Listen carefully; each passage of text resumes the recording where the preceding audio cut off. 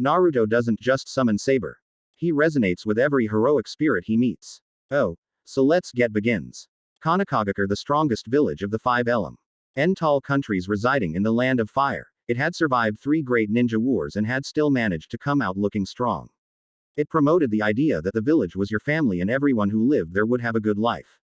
That was true except for one Uzumaki Naruto, the Jinchuriki of the Kyuubi no Kitsune. Despite having no idea, he housed the Great Biju, which was one of 9 tiled beasts that now each had its own container, but he held the strongest. Despite him only holding the beast, the villagers saw fit to treat him like he was Kyuubi incarnate. On more than one occasion, he had been forced to run for his very life as the villagers called for his blood, and only a few of his so-called protectors would even give a damn about him.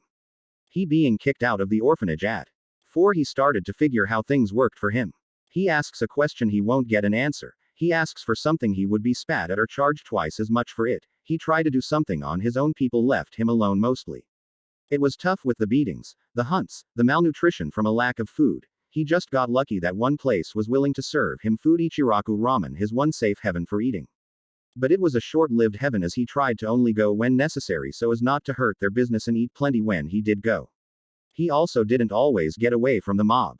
As the leftover scares would show on his back, it had all been a harsh learning experience for him at his age. From this, Naruto at age 6 had seen what was needed to stay alive in life: cunning and imagination. For you see, a child's mind is full of ideas of how to do things, and Naruto was a natural-born planner, so he began his own method of training. He knew the Hokage or his Jiji would help him to get into the ninja academy so that the civilians would not be able to torture him as much. He was, however, simple-minded in the belief that Naruto would actually receive any training at all with his tests and lessons sabotaged, or he was outright kicked out the class for simply asking or answering a question, most of which only a Jonin would know. Clocking on basically after the first week, Naruto dived into his training, in which he would sneak into the library and learn all he needed from the ninja scrolls. It was a slow process, with him not having anyone to confide in over his training until he turned 8. You see, every year on his birthday, Naruto's mobs would become especially vicious in their attacks and openly attack him in the apartment complex which the Hokage had arranged him after finding him on the street. After a particularly bad beating, Naruto had managed to meet the beast in which he held. Flashback. Naruto looked round what appeared to be a sewer. Well, can't say I've been in worse places, he muttered to himself as he walked down the corridor following the pipes and hearing a noise at the end of it. Eventually he came to a large chamber bigger than anything he had seen except the Hokage monument. Inside he spotted a cage with a piece of paper on it with seal written in kanji. Seeing it, Naruto's mind starting licking together some of the things he remembered: the names Ike Demon or Fox Boy, the festival celebrating the Yondaim's defeat of the Great Fox, the seal on his chest he saw at times. He walked toward the cage and saw 2 large crimson eyes open with slitted pupils. You're the Kyuubi, aren't you? He stated rather than asked. Indeed, before you stands the great Kyuubi mortal. Although I'm surprised you're here, I figured your life outside would be too good to see. And visit little old me, it chuckled. Naruto seemed to give the fox a look, saying, are you serious? Kyuubi, can you look though my memories if I give you permission? The fox nodded. Then take a look. Literally within 30 seconds the great fox was growling in anger. And they have the gall to call me a demon. This is worse than any demon could do. Kid, it seems you are stronger than I first gave. Why? Owe you credit for maybe you'll be like my past containers, it snarled, seeing the memories. Wait, you had other containers? I'm not the first. He asked, shocked. Indeed, many of the tailed beats have been sealed in various containers. If you weren't 8, I'd say you were an idiot, but your memory serves to disprove that idea, it chuckled at the boy's hearing and intelligence. Well, sorry for being ignorant of learning something from the giant fox inside my gut.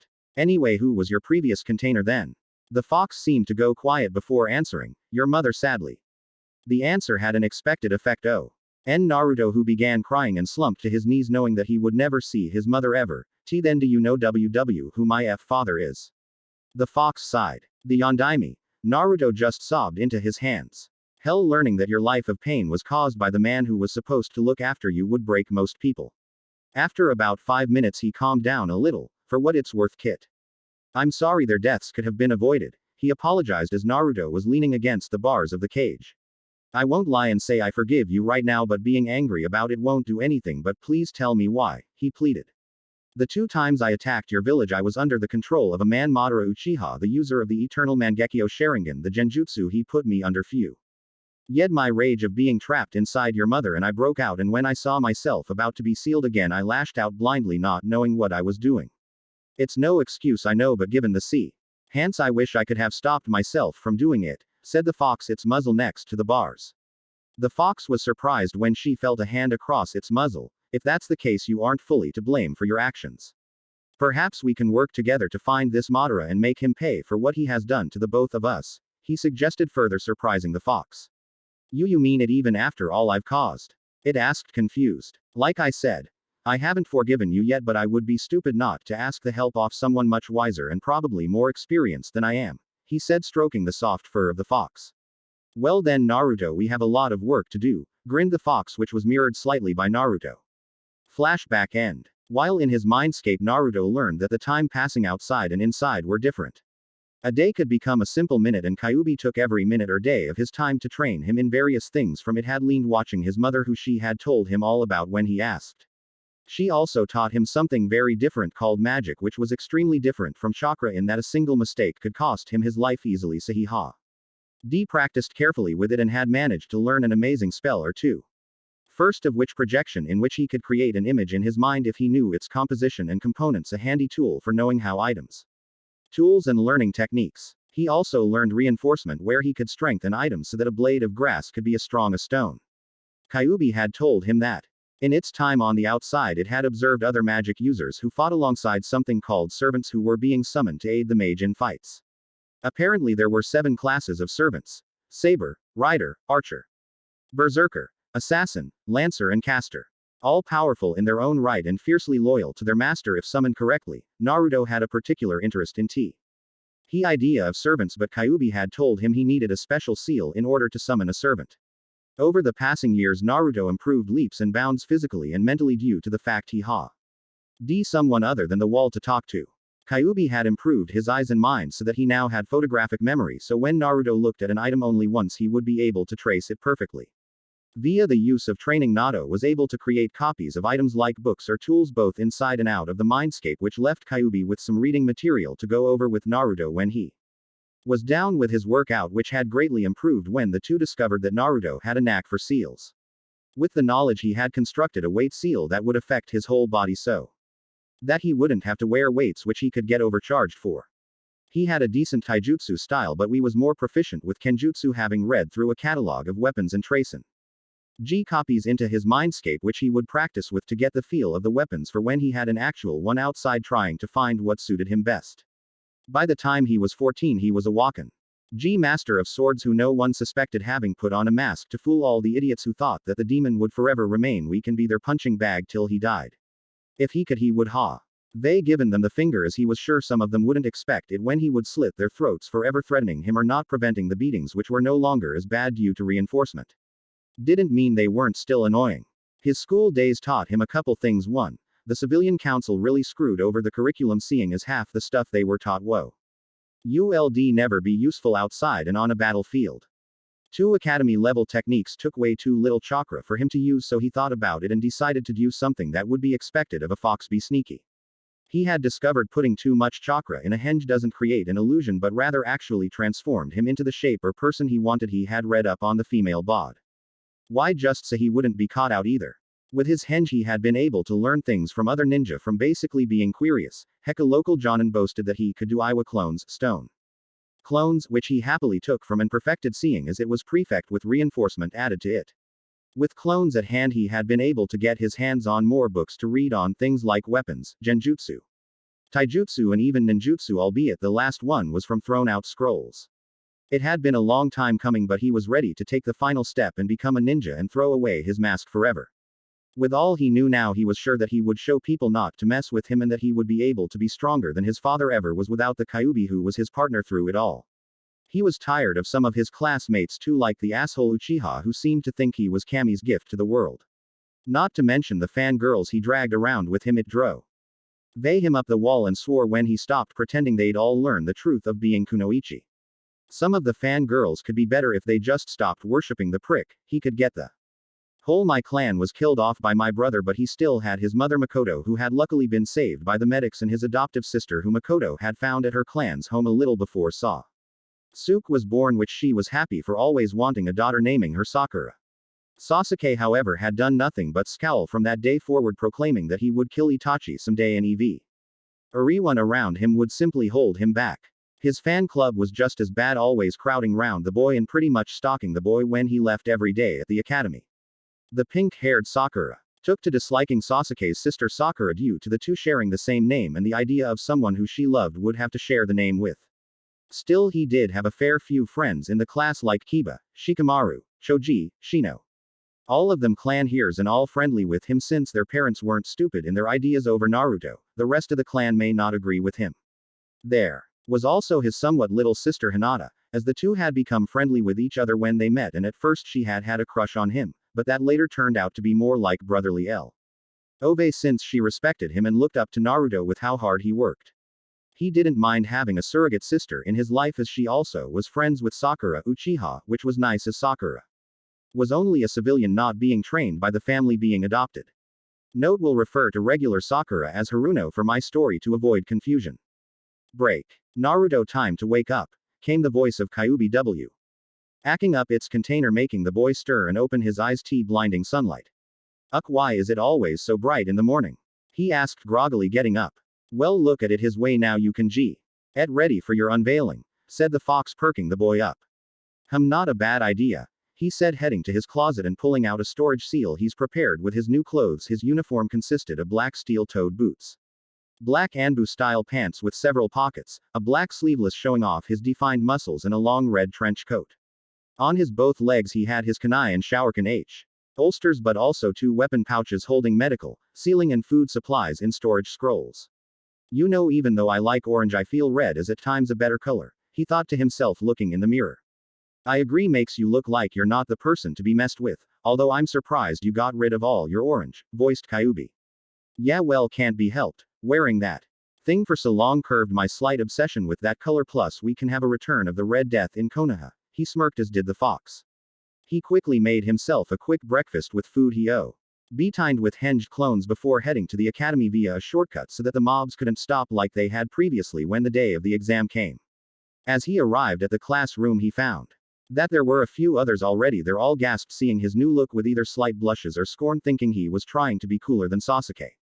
Hey Dobie, what's with the new look? Hoping it'll change how much you suck at being a ninja, said a smug classmate as Naruto simply walked past him and sat down next to Hinata, to her joy seeing her surrogate brother, and also next to Kiba. Good morning, Hinata-chan. Kiba, how are you today?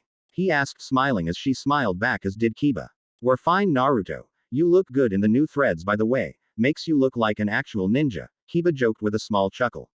Ha ha, Kiba. But thanks, it took me a while to come up with the materials to make it. Worth it though, he said, looking at his clothed arms.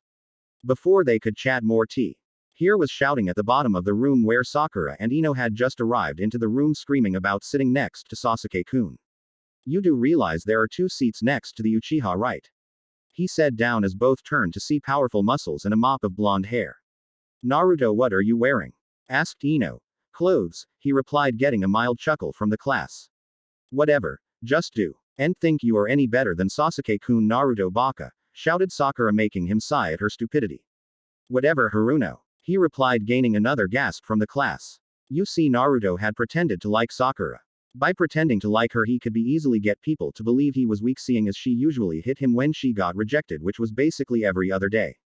Sakura Herschel was shocked when Naruto, the class doby and loyal puppy to her, had neither called her by her name nor immediately agreed with her. Instead, he said her clan name without any care or seemed remotely bothered with what she had to say. Iruka and Mizuki then entered the room, one with a surprised look and the other glaring at Naruto, who didn't seem fazed by the look, having been trained by Kyuubi in the aspects of killer intent and it using its own to build a heavy resistance to it. As the written test was given out, Naruto resisted the urge to groan when he got his paper from Mizuki. Hinata noticed as well. Naruto's test had a subtle genjutsu on it, but before she could say anything, he touched her hand and he told her, "Don't worry." With a smirk, Naruto released his killing intent on Mizuki, making him fall back in his chair, making both the class laugh at his blunder and the genjutsu releasing. Seeing his job done, Naruto gave a small wink to Hinata. Good luck, Hinata-chan, he said as she just nodded thankful. The test went through in no time and the class then went outside for the weapons test, As they went through each student, the highest scoring so far were Sasuke with 92% accuracy and Hinata with 94%. Okay, Uzumaki Naruto, you are up, said Iruka as he stood forward. Well, this will be fun to watch. Anyone want to bet that the Dobi will miss all his targets, said one student S. Merking. Dobi probably doesn't even know how to hold one right, I bet, added Sasuke. Naruto just took out his weapons and threw them at the dummy, hitting all the target spots of where a vital point Wu LDB and the kunai also became embedded in the wood. When he threw his shuriken, they all hit the wall, making Mizuki smirk. Nice try, Naruto, but you're meant to hit the dummy, not the wall. Iruka was over not an idiot and had spotted Naruto adding chakra to his shuriken. Actually, Naruto got full marks, he said, flicking the dummy's head, which fell apart, showing it was cut lean in two. Looks as T. Huff. Naruto infused wind-based chakra into the weapons, making their edges sharper and the range bigger depending on how much chakra he used, he further explained. Needless to say, Naruto scored full M. Arcs as they made their way to the ninjutsu portion of the test, where many of the ninja belonging to clans showed off what they were capable of. Sasuke, of course, wanting to show off, used Kaden Gukuk no jutsu, making a medium-sized ball of flame, which the girls all cried in joy for. However, when it was Naruto's turn, well, hey Tem, check this out, he said, going through familiar seals. Futon. Da. Atapa no jutsu. He called, breathing out a much larger blast of wind, turning the training dummy to shreds of wood before turning away with a small foxy grin as the Uchiha seethed in anger over the Dobi using jutsu better than him. After that came the taijutsu portion before the final test began, the students having to fight Iruka or Mizuki.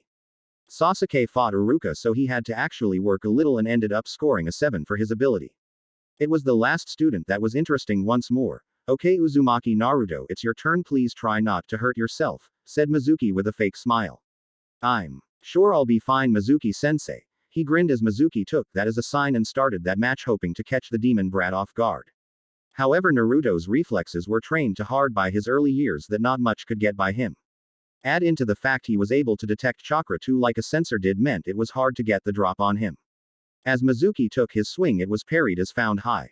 Himself on the receiving end of two powerful palm thrusts before having a strong uppercut delivered to his chin, then a powerful roundhouse kick sending him flying.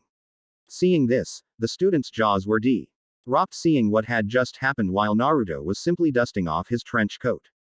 He walked over to Hinata by the tree and smiled as Iruka picked up Mizuki and went to go find out the total scores for the students. It deeply surprised him that Naruto had managed to obtain a 100% across all fields, followed by Sasuke with 92%. For the females, Hinata was the top kunoichi with 93%, followed by Sakura with 80%. After getting their results, Iruka said it was a pleasure teaching them and that they'd had to come back tomorrow for team assignments and senseis. Outside, the other students showed their family their headbands and got congratulated, but Naruto just watched from the tree with a feeling of longing, even with his headband tied round his neck. Do you think I can have that someday, Kyuubi? He asked his tenant. Naruto, yes you will. I have no doubt you will make a good father too, was the fox's reply as Naruto went off to Ikirakus to celebrate. A few minutes later, he walked into the familiar ramen stand. Hey old man, 3 bowls of pork ramen to celebrate me passing. Naruto smiled as he took his seat and the man Teuchi turned round and smiled back. Sure thing, Naruto, and nice look, It's you, he said as he began preparing the noodles as his daughter Ayame came round the back and spotted the blonde. Naruto, is that you? She asked, shocked not seeing the usual orange jumpsuit. Hey Ayame-ne-chan. Yeah, it's me, just had a style change, he grinned. She smiled hearing this. That's good to hear, but how did you do test-wise? She asked. Perfect score, was his reply. How did you manage that? She asked, shocked. He smirked. People can change and I am a damn good actor. She smirked hearing this, knowing how true it was. She never did like the idiot facade he put on. Well, I'm glad you finally could drop the act. Gives me headaches thinking that you would keep acting like that and screaming at the top of your lungs, she said, rubbing her head, earning a small glare from Naruto. But why? Noodles hanging from his mouth, it just looked funny. Oh Naruto, I was looking for you, said Mizuki coming by with a fake smile. Oh Mizuki-sensei, what the problem? He asked, thinking. What are you up to? Well, I was just wondering if you'd like to have a chance to advance to Chunin by passing a special test, he said, smiling. How big of an idiot does he think I am? He thought, looking at the man and the obvious lie he was telling. Wait, we might be able to use this, let's listen, said the voice of the Kyuubi. What's the test, Mizuki-sensei? He asked, faking giddiness. Well, all you would have to do is steal the forbidden scroll from the Hokage and learn a jutsu from it, he said, grinning like a madman in his head. Oh, this is too good to be true. With all the jutsu in there we can learn a bunch. Naruto, said the Kyuubi. Yeah, learn a jutsu or two and expose a traitor. Nice way to start off my career, he thought. I'll do it, Mizuki-sensei. Good, when you get the scroll meet me in the fours. Tea by the shed. Okay, he said, disappearing with a shunshin. Idiot, Naruto muttered as he sped off to the tower and after a few minutes was in front of Sarutobi. Hey Gigi, I have some info for you, he said to the Sandime. What is it, Naruto-kun? He asked, curious. Naruto explained the situation and his plan to catch the man. It seems risky, Naruto-kun, plus you'd be on your own, he said, a little worried. I can handle it, trust me. Did you see my last test result? Sarutobi nodded. Indeed I did, and I'm glad to see you improve in such a way. Almost makes me think you held back, he said with an all-knowing smirk. Can't get anything by you, can I? He asked sarcastically. Well, I am the Hokage. He chuckled. Any reason why though? Naruto sighed. I'll tell you after tonight, okay? The old man nodded. Oh, you think you can capture him on your own? He got a grin from Naruto. After all the years of training from Kyuubi, I hope so, he said, making Sarutobi drop his pipe. Wah, what do you mean? Naruto chuckled, seeing the man stutter. Don't worry, I'm not corrupted or anything. I'll tell you later and you'll explain why you hid a couple things from me, but I think I'll have to knock you out, Dumizu. Hitem won't catch on, he told him, elevating his worries slightly. The Hokage nodded. Any ideas how? The grin on Naruto's face unnerved him. Oroku no Jutsu, he called, and in a puff of smoke stood a beautiful naked blonde girl with her hair in ponytails. 3 seconds later, Sarutobi had been knocked out with blood trickling from his nose as Naruto took the scroll. Break. 10 minutes later he was looking over the scroll in the specified spot with a lot of time to spare. How fast can you copy this stuff, Naruto? Asked Kyuubi as Naruto took out paper and a scroll. Fast enough to be done in a couple minutes, was his reply as he set to work copying several techniques, but as he was doing so he noticed something he didn't expect. Kyuubi, look at this, as he said as he looked at a particular seal. The servant seal. I can't believe it, this will take time to prepare, was the fox's advice. You're right, once I'm done, well, get to work, but I think this technique Kage Bunshin should be helpful though, he said as he began learning the cloning technique, which he read had a memory feedback feature which was significantly increase the rate he could train with the other techniques in the scroll copy. The day got later, he summoned a couple clones and each traced a different weapon and hid in the trees just in case. He said about drawing the seal into the ground with his blood. Well, here goes nothing, spirit of far away. Hear my call, my will seeks out a blade. The blade to defend my friends and strike my enemies. Great servant, answer my call. Naruto said as the seal began to shine in the air. Pick up as Naruto felt a lot of his chakra get drained into the seal, as did the Kyuubi, making him collapse. Break. Naruto opened his eyes to fin his altar mindscape, which was now a beautiful scene of nature. A large lake at the base of a mountain that had a small house overlooking the lake. He had created the image based off his dream home he hoped to build in the future. He knocked on the door before it was opened by a larger than normal fox with 9 tails and a choker with the kanji for seal written on it. Guess it took a lot to power the seal then, the fox smirked. In my defense, it was an unknown seal, and in all likelihood the more power it drained the better for us, Naruto replied. What class do you think we'll get? Asked the fox. Not sure, as long as it's not berserker I think I'll be fine, he said, shuddering at the thought of having berserker as a servant. Just make sure if it's a female servant you treat her right, or else, the fox warned. Kyuubi, you know how I treat women. With respect and care. Why would one I summon get any different? He said as the fox huffed. Then how come you don't treat me like one then? This made Naruto blink. Kyuubi, are you tell me that after all the time we trained you forgot to tell me you were a female? The female fox blushed in embarrassment. Well, we had a lot to do and I thought I had and you never asked, she defended. I wasn't sure you had a gender, honestly, he replied, a little sheepish. There was a puff of smoke, and when it cleared stood a tall girl looking to be a few years older than Naruto with long scarlet red hair. T extended down to her lower back, and that was with it tied with 2 small needles used for hairpins. She had a body to die for, with a large bust and a firm butt, all the curves in the right places too. Her eyes were also yellow, much to his surprise, expecting red in all honesty, but he had to suppress a nosebleed at her choice of clothing, which was a red bikini top, leather spandex bottoms, thigh-high white socks, black sandals, fingerless gloves and a neck warmer. Cookie to those who guess who I based the design on. This enough to show you what gender I am, she said, crossing her arms and ushing up her breasts as Naruto averted his gaze. I think I'm sure now, but why did you only change now? He asked, not turning his head away. She smirked and pulled his head in between her breasts. Quote. Just never thought about it. Now what do you think of the real me? She said teasingly. I think I'm gonna faint now. And so he did, his mind overloaded from how Kyuubi looked to him. A couple minutes. Naruto started to wake to find himself in the lap of Kyuubi smiling down at him. Hey, he said to her. Hey, yourself got to say didn't think you'd faint seeing the real me, Naruto-kun, she said, stroking his hair. In my defense, I've not really seen man girls who look as good as you, and I blame hormones, he said, staying in his position. You sure know how to make a girl feel good about herself, Naruto-kun. But I think you best wake up. I think the seal is done draining us, but your clones went put as a result too, she explained. Naruto got to his feet. Right, best get my acting face on just in case, and I'll bring the servant to meet you later. Okay, Q-chan, she blushed at the suffix used. Sure, don't take too long and be careful, she said as he smirked, willing himself awake. Break. When he opened his eyes, he saw that it was dark and looked round to see any signs of the servant be found. They're not here. He muttered, confused. What's not here, Naruto-kun? Asked Kyuubi. The servant is. And here the seal is still on the ground, but I can't sense them. Guess we didn't do it right then, he said, a little depressed. It's fine, Naruto-kun. Maybe we can try later. We did kind of rush it, he said, trying to knock him from the mood. Yeah, I guess. Wait, I'm picking up a chakra. That's not Mizuki, he said as someone dropped onto the scene. Naruto, why did you steal the forbidden scroll? Shouted Iruka. Come with me to the Hokage, and if you're lucky he'll forgive you, he said, not wanting to see Naruto in any trouble.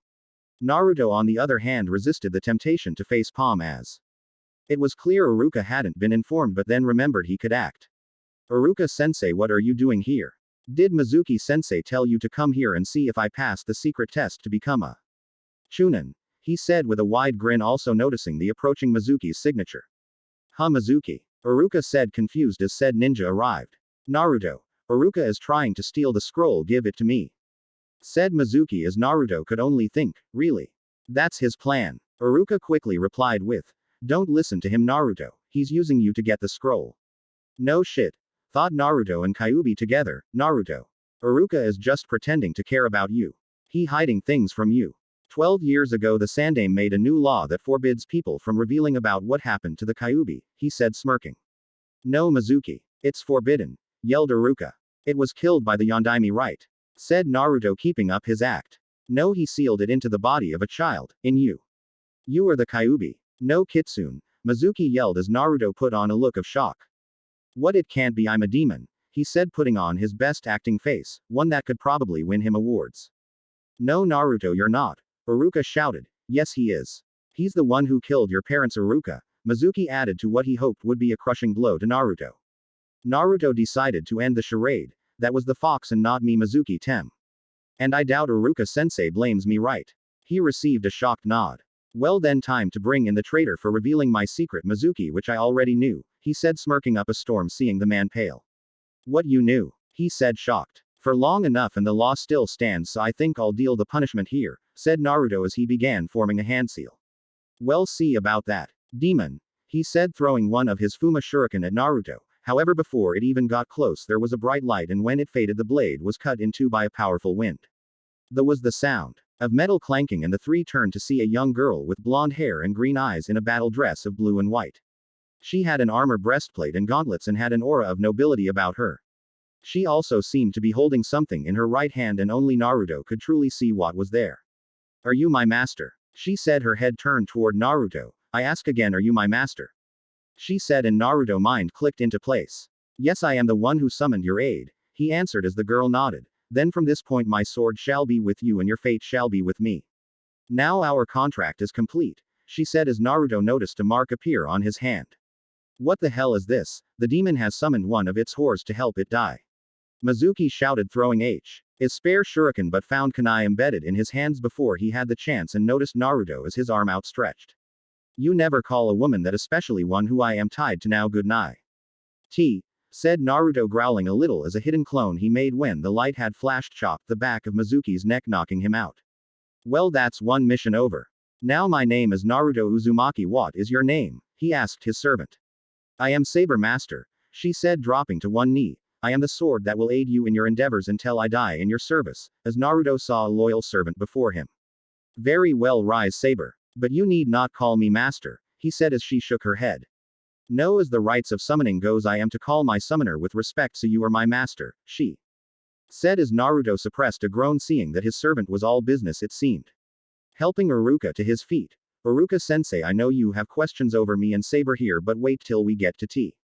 He tower. The Chunin nodded as they started making their way to the Hokage Tower, scroll still in hand and Mizuki tied up and carried by Iruka. Break. Walking into the office, Naruto threw over the scroll. L with Hiruzen caught. Mission complete, Hokage-sama. One captures traitor wrapped up for you. He smirked as the old man smiled. Wait, what's going on? Asked Iruka as the two shared a chuckle while he and Saber looked confused. Well, Iruka-kun, I had young Naruto here flush out a traitor in our midst, and I must say you acted perfectly, Naruto-kun. I might have been fooled myself. However, I must ask, who is the young lady over there? He asked, looking over the girl who stood by Naruto's side. A summoned servant using the deal in the scroll, he answered as the man's eyes widened.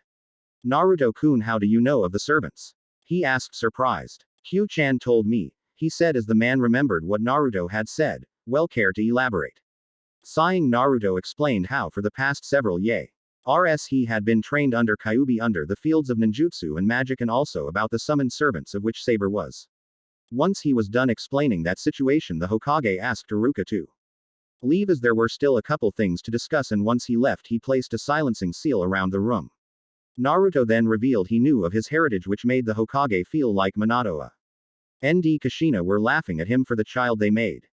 I'm too old for this, said Hiruzen with a sigh. Clearly, if you haven't figured out the secret to paperwork, Naruto smirked. What is it, telephone? Me, pleaded Hiruzen, making all in the room sweat drop. Kage Bunshin, was the reply as the old Hokage began banging his head on his desk. I knew Minato always looked happy when he met up with me, sneaky bastard, he muttered as Naruto whistled, catching his attention. Oh, right now, Naruto-kun, you realize you must keep your parentage a secret, otherwise it will become dangerous for you. Naruto gave him a look. Like my life isn't in danger already in the village, Naruto said a little bitterly.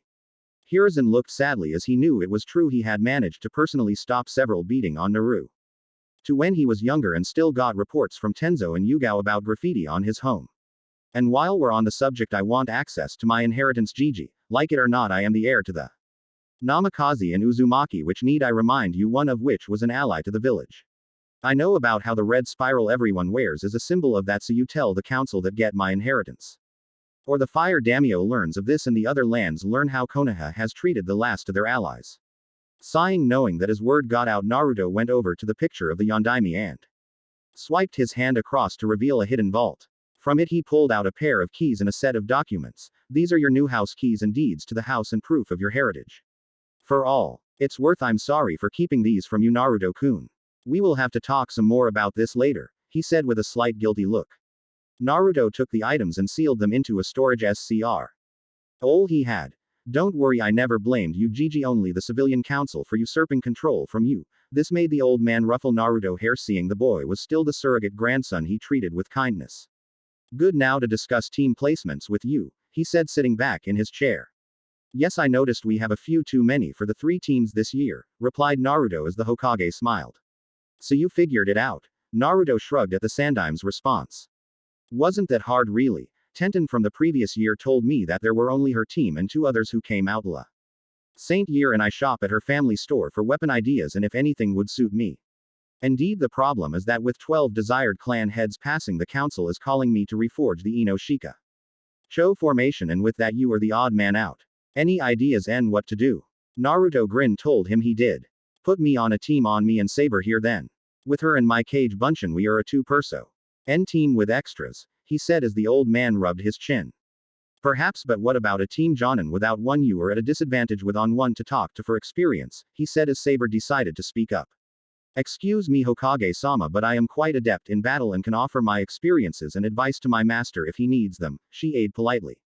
Plus I have Q-chan for other things too. She's had other hosts to observe from. The Hokage nodded, although filing that bit of info for later.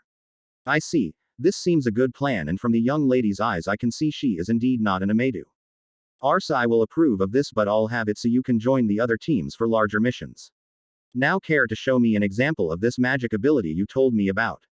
Naruto explained his limited ability in the field of magic so far, but showed him reinforcement on his hand by trying to stab his hand only to scratch it. An impressive ability you have there is you can also reinforce your eyes ND muscles to improve their ability if I am right. Yeah, but it was difficult to learn to do. Even more was training my eyes to study a shape of items and learn their composition, but we can discuss it more later. Saber, let's head to our new home, he said, creating a shadow clone and handing it a storage scroll. Yes, master, she said, standing from her seat. Please, just Naruto. Saber, I'm not your tur, he said, smiling a soft smile at her, which she shook her head again. Forgive me, master, I cannot do that, for in summoning me you are my master, it is that simple, and by my honor I am unable to see a LLU by anything else. Hiruzen chuckled in the back, hearing the girl and the roll of the eyes Naruto had hearing her. This is why Shikimari calls women troublesome, I believe, Naruto thought to himself.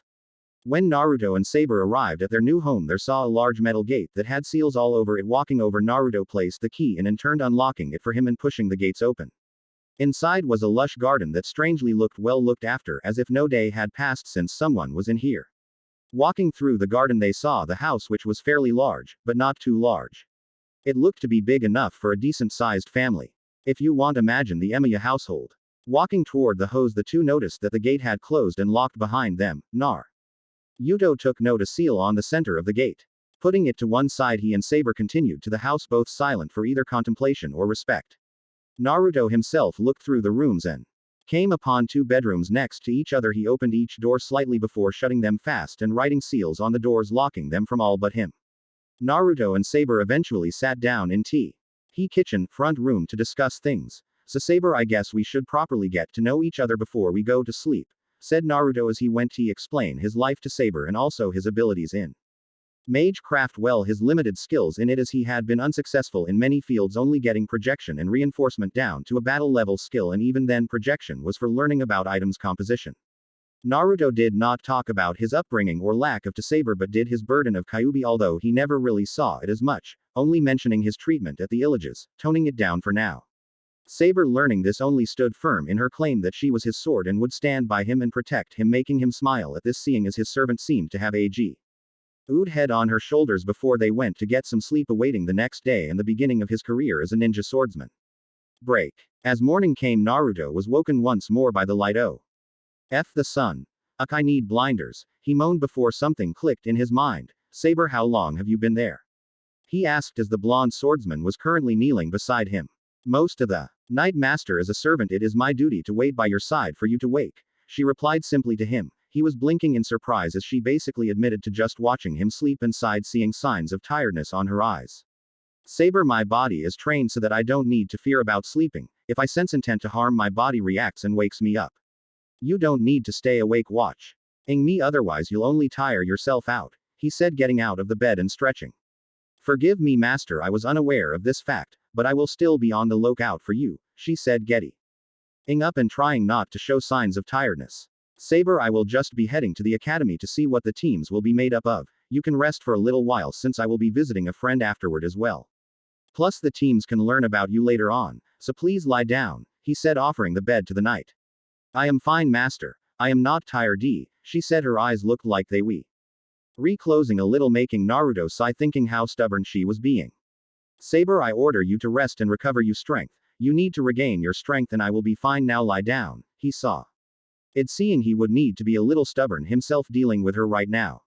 Saber's eyes looked defiant for a moment before she nodded and laid on the bed. Very well, master, but I will be at ready when summoned through the command seal, she said as Naruto looked at his hand, seeing the mark he had received after summoning Saber, Shiru's seal.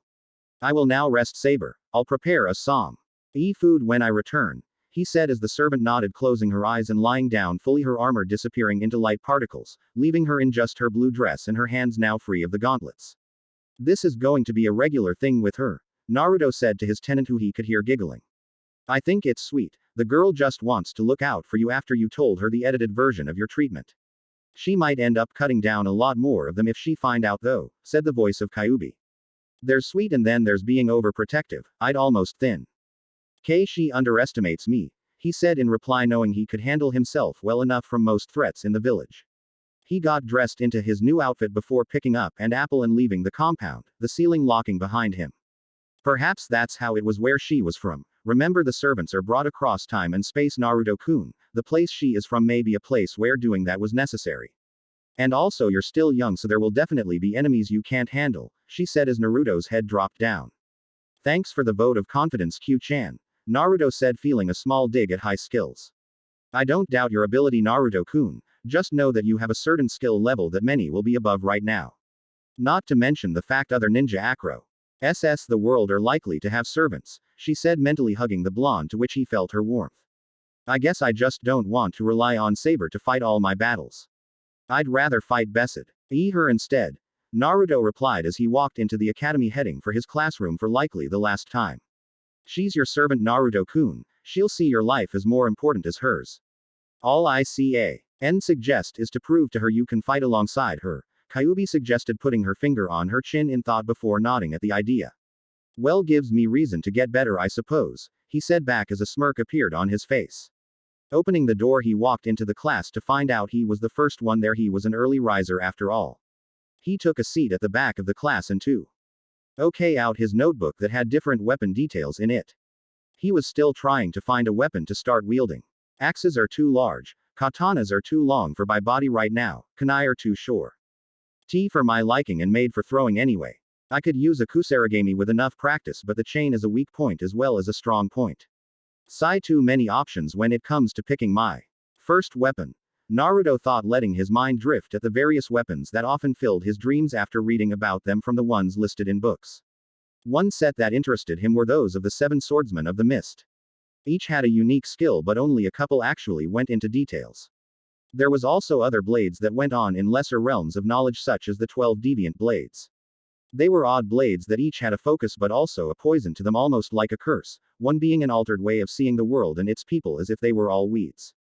Dangerous curses, but a powerful set of weapons nonetheless. Legend states that there was a 13th blade that destroyed them. But another says how the blades were reforged and spread across the elemental countries. But in those legends there were tales of shinobi who were very unlike the ninja of today, especially in their use of ninja arts. So lost was Naruto in his thought of blades that he didn't take note of all the other classmates arriving in the classroom and taking their seats, Kiba and Shikamaru sitting at either side of him. Yo, you daydreaming, Naruto? Asked Kiba. Sorry, just in deep thought. Anything happen? He asked his feral-like friend, his puppy Akamaru resting on his head. Not really, unless you class Ino and Sakura's usual bickering something. But how come I an aka? Maru can smell another scent on you. Naruto smells like steel and grass, oddly, he questioned as Naruto figured they were smelling Saber on him. The Hokage wanted to see me yesterday over a new ally Ho would be teaching me since me passing left the teams off balance.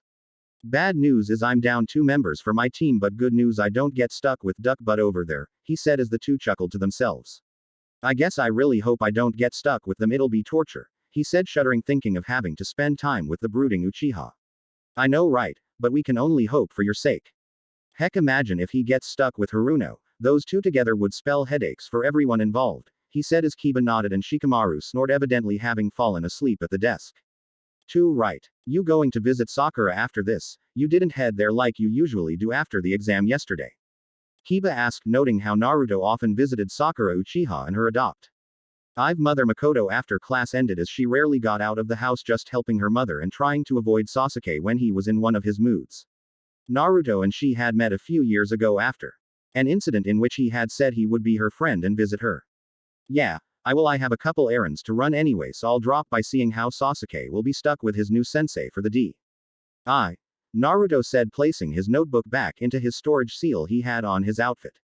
Still seems a shame her being stuck in that empty clan grounds all the time with just her mother, not to mention the tem of her brother, Kiba said, snarling, having heard a few rumors over the years that Sasuke would take his frustrations out on his poor sister.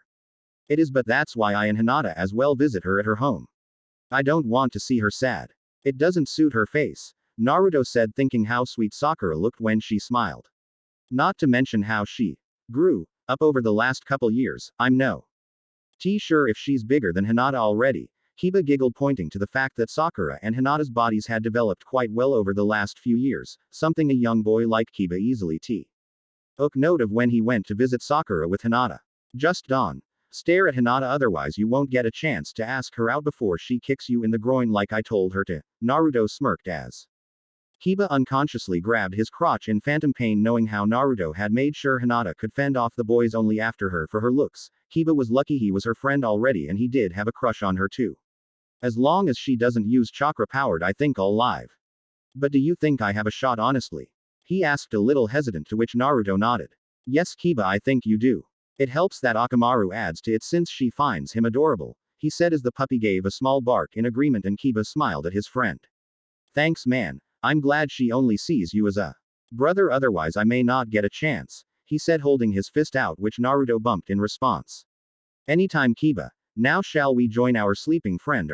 He pulled out a marker pen. Have some fun in his moment of weakness. Naruto and Kiba's smirks were enough as Kiba held the sleeping boy's face and Naruto made an artwork out of the sleeping Nara, who didn't wake up thankfully. When Iruka F. Inali arrived in class, he found them all sniggering due to the fact that Shikamaru had his face looking like an English gentleman complete with monocle. Iruka mentally chuckled seeing the boy's face, hoping it might teach him not to sleep so much in class or in his career now. He also noticed that Saber wasn't there, so he's have to ask Naruto about it when he announced the teams. Good morning, Claw SS, and welcome to your last day of the academy.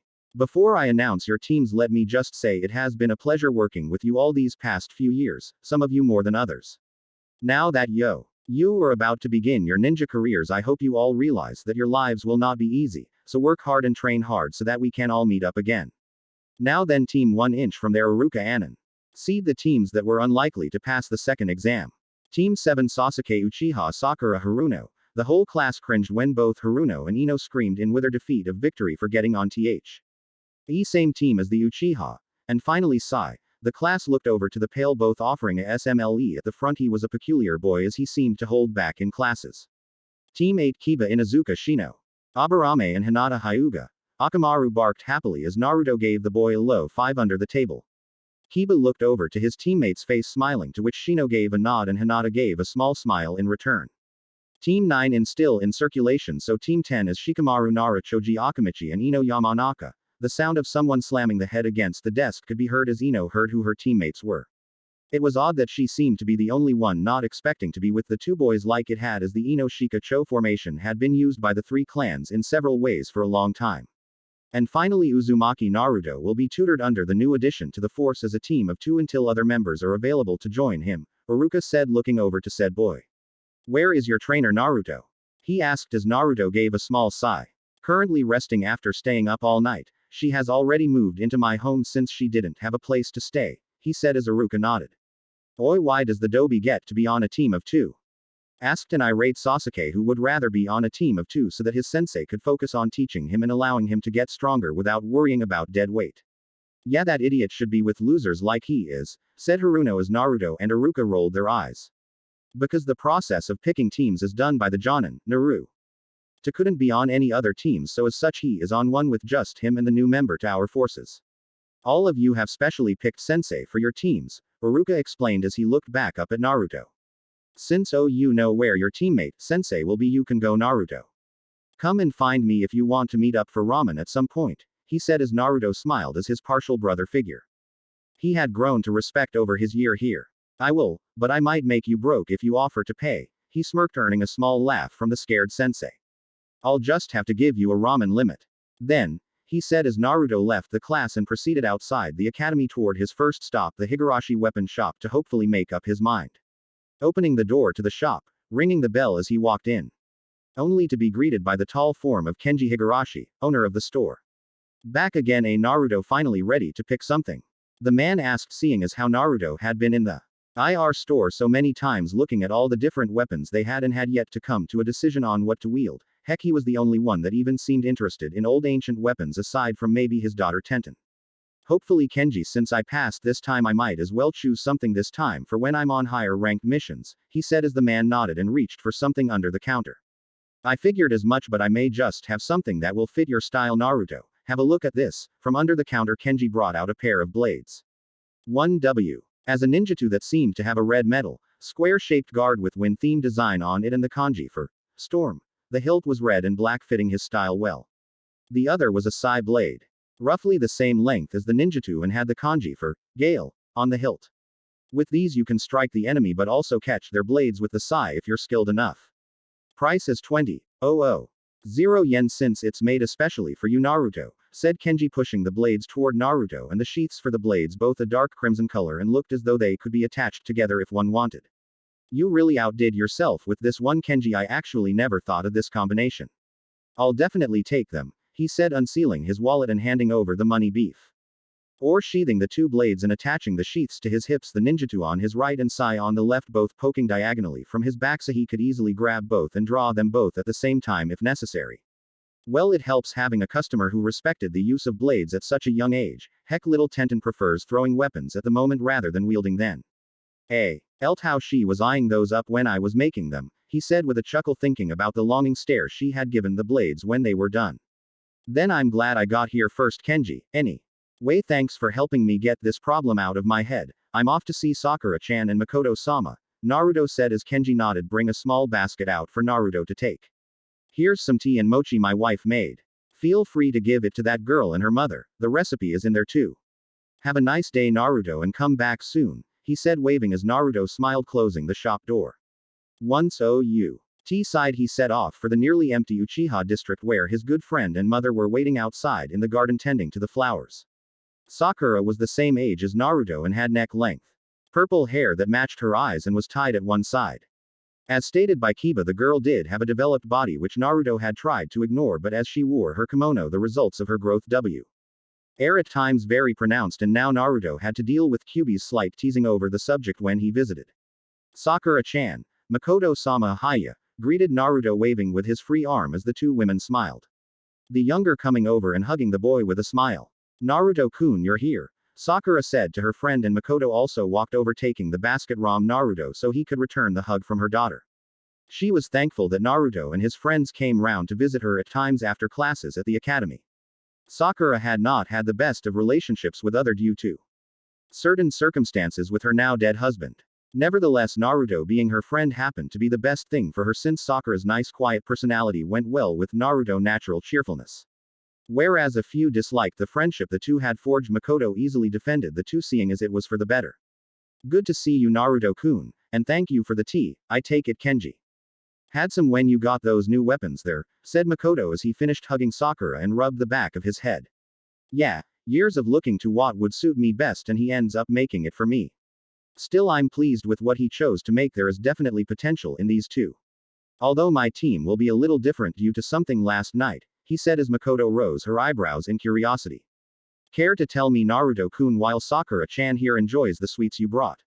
She asked as he nodded, and Makoto went to the kitchen to prepare the tea while Sakura had a piece of the mochi. So how have you been Sakura-chan? Asked Naruto sitting next to her. I'm fine Naruto-kun, I've been practicing my archery when I'm not helping Ka-san, I think I'm getting really good at it now, she said referring to how one of Sakura's hobbies was archery which came second after her cooking. Her sensei was a retired ninja from another country, she never said where from what Sakura said. Care to show me how good you are? He asked as the girl blushed and shook her head. I don't think I'm ready to show you Naruto-kun. It's not like you who can hit bullseyes so easily from far away, she said knowing how accurate Naruto could be when throwing kunai and shuriken. Well, I want to see someday alright, you don't need to doubt your skills Sakura-chan, you already a better cook than me, he said as she shook her head again. No, I still have some way to go to match your skills Naruto-kun, she said as Makoto came back outside with 3 cups and a pot of tea ready for consumption. Sakura-chan, even I can contest to your skills, you don't need to be modest. Anyway, how is your team different Naruto-kun? Isn't it the same team of 4 like it was when I was a kunoichi? Ikoto asked sitting next to Sakura, handing her a cup, who had a blush from her mother's praise. There was an incident last night which may have led to me summoning a servant, Naruto said, trusting Makoto and Sakura. But earning a gasp from the two. Naruto-kun, how did you manage to do that? Even in our clan, summoning a servant is difficult if not done properly, not to mention the danger of summoning the powerful spirit. What possessed you to try such a thing? Asked Makoto a little harshly, remembering how the Uchiha clan had their own seal for summoning servants and only a few Uchiha could attest to successfully summoning one. The others who tried ended up dying from the strain of using their prana without fully understanding the consequence. Simple, I knew the consequences and risks but saw it as a necessary risk all the same. It was successful and the Hokage and I agreed that she and I would be on a team together, Naruto said calmly, looking straight into Makoto's eyes, showing her he didn't need to apologize for his actions. I see I won't question your knowledge of it if Hokage-sama is already aware. Wait, did you just say she? Makoto then asked him as the boy then blinked. Losing his slight serious expression, relieving Sakura, who didn't want Naruto and her mother to argue, although she was also curious as to how Naruto had referred to his servant as female. Well, yes, I did. The servant I summoned was female. She's sleeping at my new home right now since she was up all night watching me sleep, he said as he swore he spotted Sakura narrow her eyes for a split second. Before resuming a simile and taking another piece of mochi. I take it you took up your family's home then, Naruto-kun? Asked Makoto, earning a slight surprised look from Naruto. I and your mother were best friends. She was so excited when she learned she was pregnant with you. I wanted to look after you, but Fugaku and other members of the council forbid it, saying since I took in Sakura-chan I sue. Eldon take another child into the clan, she told him as Naruto just gave a small bitter chuckle. What do you know, I had a chance to learn about my mother without knowing. But I guess it was for the best. Sakura-chan has a loving mother now and I'm content with my situation so far. But I may come round to ask about your friendship with my mother sometime, Makoto-sama, Naruto said as the woman smiled. I'd like that, Naruto-kun. And I'm sure Sakura-chan would like to learn about her too. You'd get some joy hearing about the trouble she got us into as children, she said, giggling at the memories. But before I forget, do you have any idea about what class of servant she is, Naruto-kun? She asked him. She's a Saber class, but already I can tell she is very business orientated. She calls me master when I ask her not to. I had to order her to rest after she stayed up roughly an hour after being summoned. She very stubborn, he said, shaking his head, drinking his tea. I'm sure she means well, Naruto-kun. But Saber, that's a powerful class. Most I've seen in my time as an assassin class servant, not much else. Make sure you treat her right, Naruto-kun. A servant fights best when they have a bond with their master. Otherwise they may end up turning their backs on you, she said as he nodded, suppressing a sigh as Kyuubi muttered the words, I told you so, in his head. Don't worry, I plan to, Makoto-sama. I always treat people right if they are kind to me and deserve it, he said as the two girls smiled and enjoyed the rest of the tea and sweets before Naruto said it was time for him to go and pick up Saber so they could start doing some D-rank missions. Sakura hugged him again, saying goodbye, with Naruto saying that if she wanted she could round to his home if she ever wanted a small change from the Uchiha compound. Once Naruto had left the compound, he sensed something in a tree, so threw a kunai into it, only for a bird to fly out of it very fast, considering a large deadly knife was thrown in its direction. Thought I sensed something. Naruto shrugged his shoulders, heading home. Back inside the compound, Sakura was getting changed for her lesson as it was nearly time for her sensei to arrive. Sakura-chan, your sensei is here, come out quickly, he mother called to her as she strapped on her archery glove and picked up her bow and quivers. She made her way outside to see the tall figure holding his black bow in front of him. Hello, Sakura-chan, you ready for more practice? He asked her as she nodded, stepping forward, her bow arm out, revealing a strange mark on it that looked like a flower with 3 petals. Break. When Naruto got home, he went to find Saber only to discover that she had obviously gotten up from resting, so set about preparing breakfast for the two of them. He did promise several people to look after her even if he didn't need to be told. He made a couple of dishes like chicken, fish, beef to try and get a gauge of what Saber's tastes were like. There was also some easily eatable of things like nikuman, taiyaki and melonpan. Having clones did help with making sure all the dishes didn't burn or spoil. When he was done, he set the table and boiling water for tea. Once ready, he set about looking for the girl and wondered if she had simply gotten lost in the house looking for the bathroom. He began opening door to try and find her, eventually opening nay of the doors and found Saber, who was swinging a shinai around in the dojo, her swings both strong as swift from what he could see. All of this while still in her long blue dress that would no doubt slow her movements, suggesting her skills were honed to a fine point. Saber, Naruto called as the servant stopped her swinging and turned to face her master. I'm BCK from Team Orientation. I've made some food if you're hungry, he said as she nodded, putting shinai back with the others. Thank you, master. Although I do not necessarily need to eat, I am thankful. I hope you don't mind that I was practicing here. I do not like my skills to dull. It is a very nice dojo though, she said, walking and beginning to follow Naruto down the hall. I don't mind. I half expected you to have a small wander around here, but I have to ask. Is that all you have to wear? Naruto asked as Saber nodded to him. Yes, but I can take prana from you, master, to form alternative clothes for my use if needed, she told him as he rubbed his chin for a moment. Well, in that case, I'd rather see if there are any clothes you could wear in the house, that way you have a little more freedom in what you wear, Saber. We'll talk. Look after we eat all right, he said as they arrived in the dining room where the food was ready. Sitting down at the table, Naruto put his hands together. Eat Datkamatsu, he said, giving thanks for Hi's food before picking up his chopsticks and digging into the food at a pace that most wouldn't expect from him, not knowing Naruto did have manners. As he ate his food, he saw Saber looking slightly confused at the food but also seemed to be looking for something. See something wrong, Saber? He asked the girls, who seemed a little reluctant to answer. Master, I've never used these sticks as utensils before. How do you use them? She asked, looking down in embarrassment, her hair covering her eyes, making her look cute in Naruto's eyes as he set his sticks down and moved around next to the GIRL and took her hand and placed the chopsticks in them. Sorry, didn't realize that you may not have been able to use them, Saber. Here, let me show you how to do it, he said as he slowly started to teach Saber how to use chopsticks, which she was thankful for since never before had she seen such use of sticks as utensils instead of the cutlery that they had in her land. When she was a little more confident, Saber tried some of the food, although she clearly needed some practice with them still since the food slipped when she was holding them. It's good, she muttered, trying some of the other dishes on offer and enjoying the different tastes. This is very good, master, you have an amazing culinary talent, Saber said to him with Naruto rubbing the back of his head. Well, I'm decent at cooking. But a lot of it was trial and error on my part, Saber, plus Kyuubi gave me advice when I was cooking, he said, a little bashful since only Sakura and Makoto commented on his cooking when he was over. His was the first time someone had praised this ability like so, it felt nice. Well, I am thankful for this chance to taste a new cuisine, master, and if I may be so bold, I might request that I may be able to experience your skill in cooking again if possible, she said, looking up with her green eyes, which he would be unable to say no to, most likely due to her luck and charisma rank both being high. I'd be happy to, Saber, he replied, almost stuttering at her request and how hopeful she looked at it. How sweet, looks like Saber-chan has eyes that can make you obey her, Naruto-kun, said Kyuubi in his head, making Naruto blush more outwardly.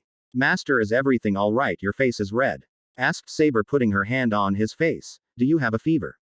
She then asked as he pulled her hand from his then and felt her soft hand. No, it's nothing, don't worry, Saber. Anyway, I'm going to see if my mother had any clothes that would fit you. Could you follow me please so I can get you opinion of you could wear for regular clothes, he said, shaking his head. Q-chan, that was not funny, he said internally to the woman in his head. Your response tells otherwise, Naruto-kun, besides it's fun to see you so flustered all the time, she giggled back as he mentally groaned at her behavior. She seemed to be getting worse now that he knew she was female. I think this is what Shikamaru meant by troublesome women, Naruto thought, then literally being sent an image of Kyuubi puffing her cheeks up at him for his thoughts. Break. After finding his mother's closet, Naruto was able to pick out some clothes for Saber to wear. They found a pair of black pants that didn't restrict her movement, a mesh shirt for her to wear with some wraps for binding her chest since Saber had found that Kushina's bras were much too big for her, much to her slight displeasure. Over the mesh shirt she wore a white shirt that fit her snugly and a navy blue jacket over the top of the shirt. She also had a pair of girlish gloves on her hands now and a pair of black shoes over her white socks. All in all, a pretty good style for her to wear since it allowed her freedom of movement but also gave her a slight feminine feeling to it with the whirlpool-like design on the jacket, and that Saber did not need to completely tie down her chest like she had been forced to in the past. Well, Saber, shall we go do our first mission? He said as Saber nodded after looking at herself in the mirror and swinging her arm to double-check movement. Yes, master, I am ready, and thank you for the clothes you offered, it is kind of you, she said as they left the manor and Naruto sealed the gate closed. The two then proceeding to hop across the roads toward the mission hall. When they arrived, they found Iruka was there oddly. Iruka-sensei, what are you doing here? Asked Naruto, seeing his teacher at the desk with another unknown chunin beside him.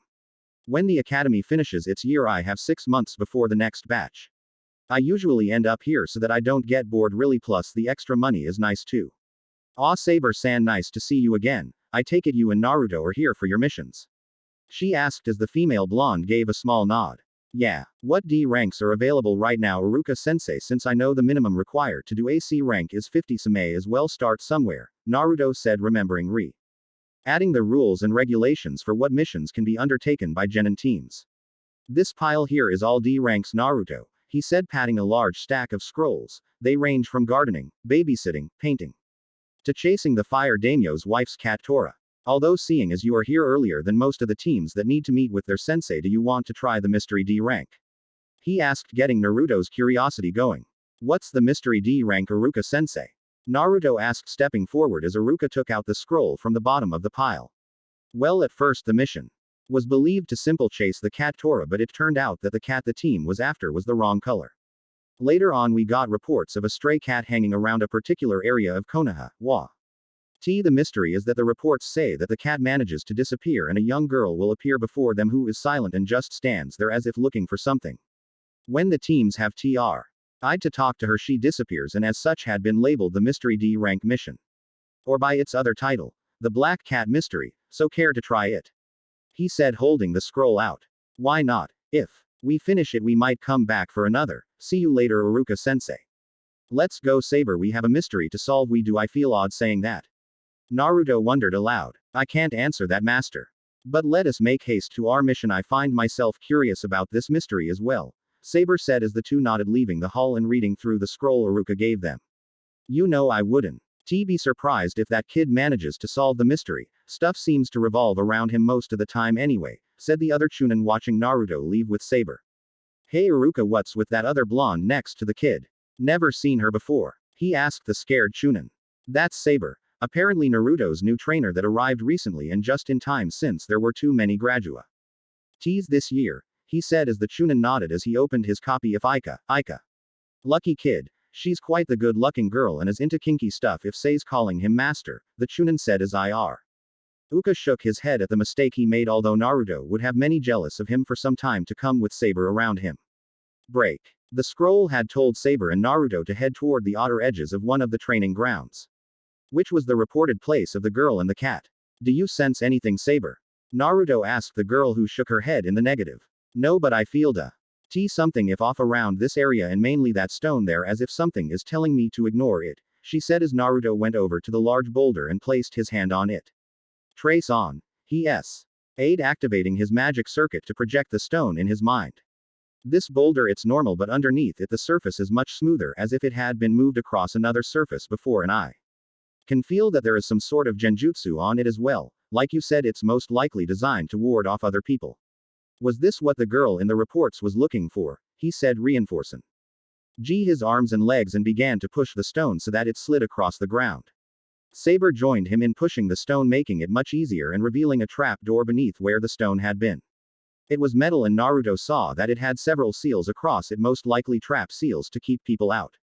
These are old. Most trap seals are less obvious now, and the person who did this clearly didn't give them too much thought when he or she wrote them, Naruto said, unsealing his brush and ink, and began to write counter seals across the traps.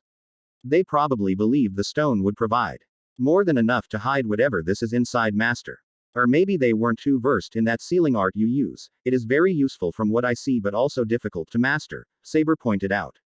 As Naruto placed his hands on the door and flared his chakra to the counter seals, disabling the traps and making the lid pop open for him and Saber. Well, here goes nothing, said Naruto, hoping into the hole that was only a short fall before he hit the ground. Inside the hole, though, was something very shocking. Saber, get down here, he called as the servant dropped down, her sword drawn out in case there was any danger for her master.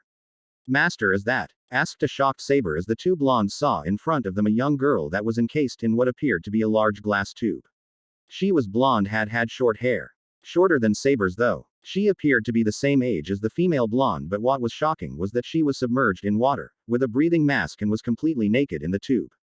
Saber, could you head back to the house with a clone and see about getting some clothes for this girl while I try and figure out who she is or why she is here?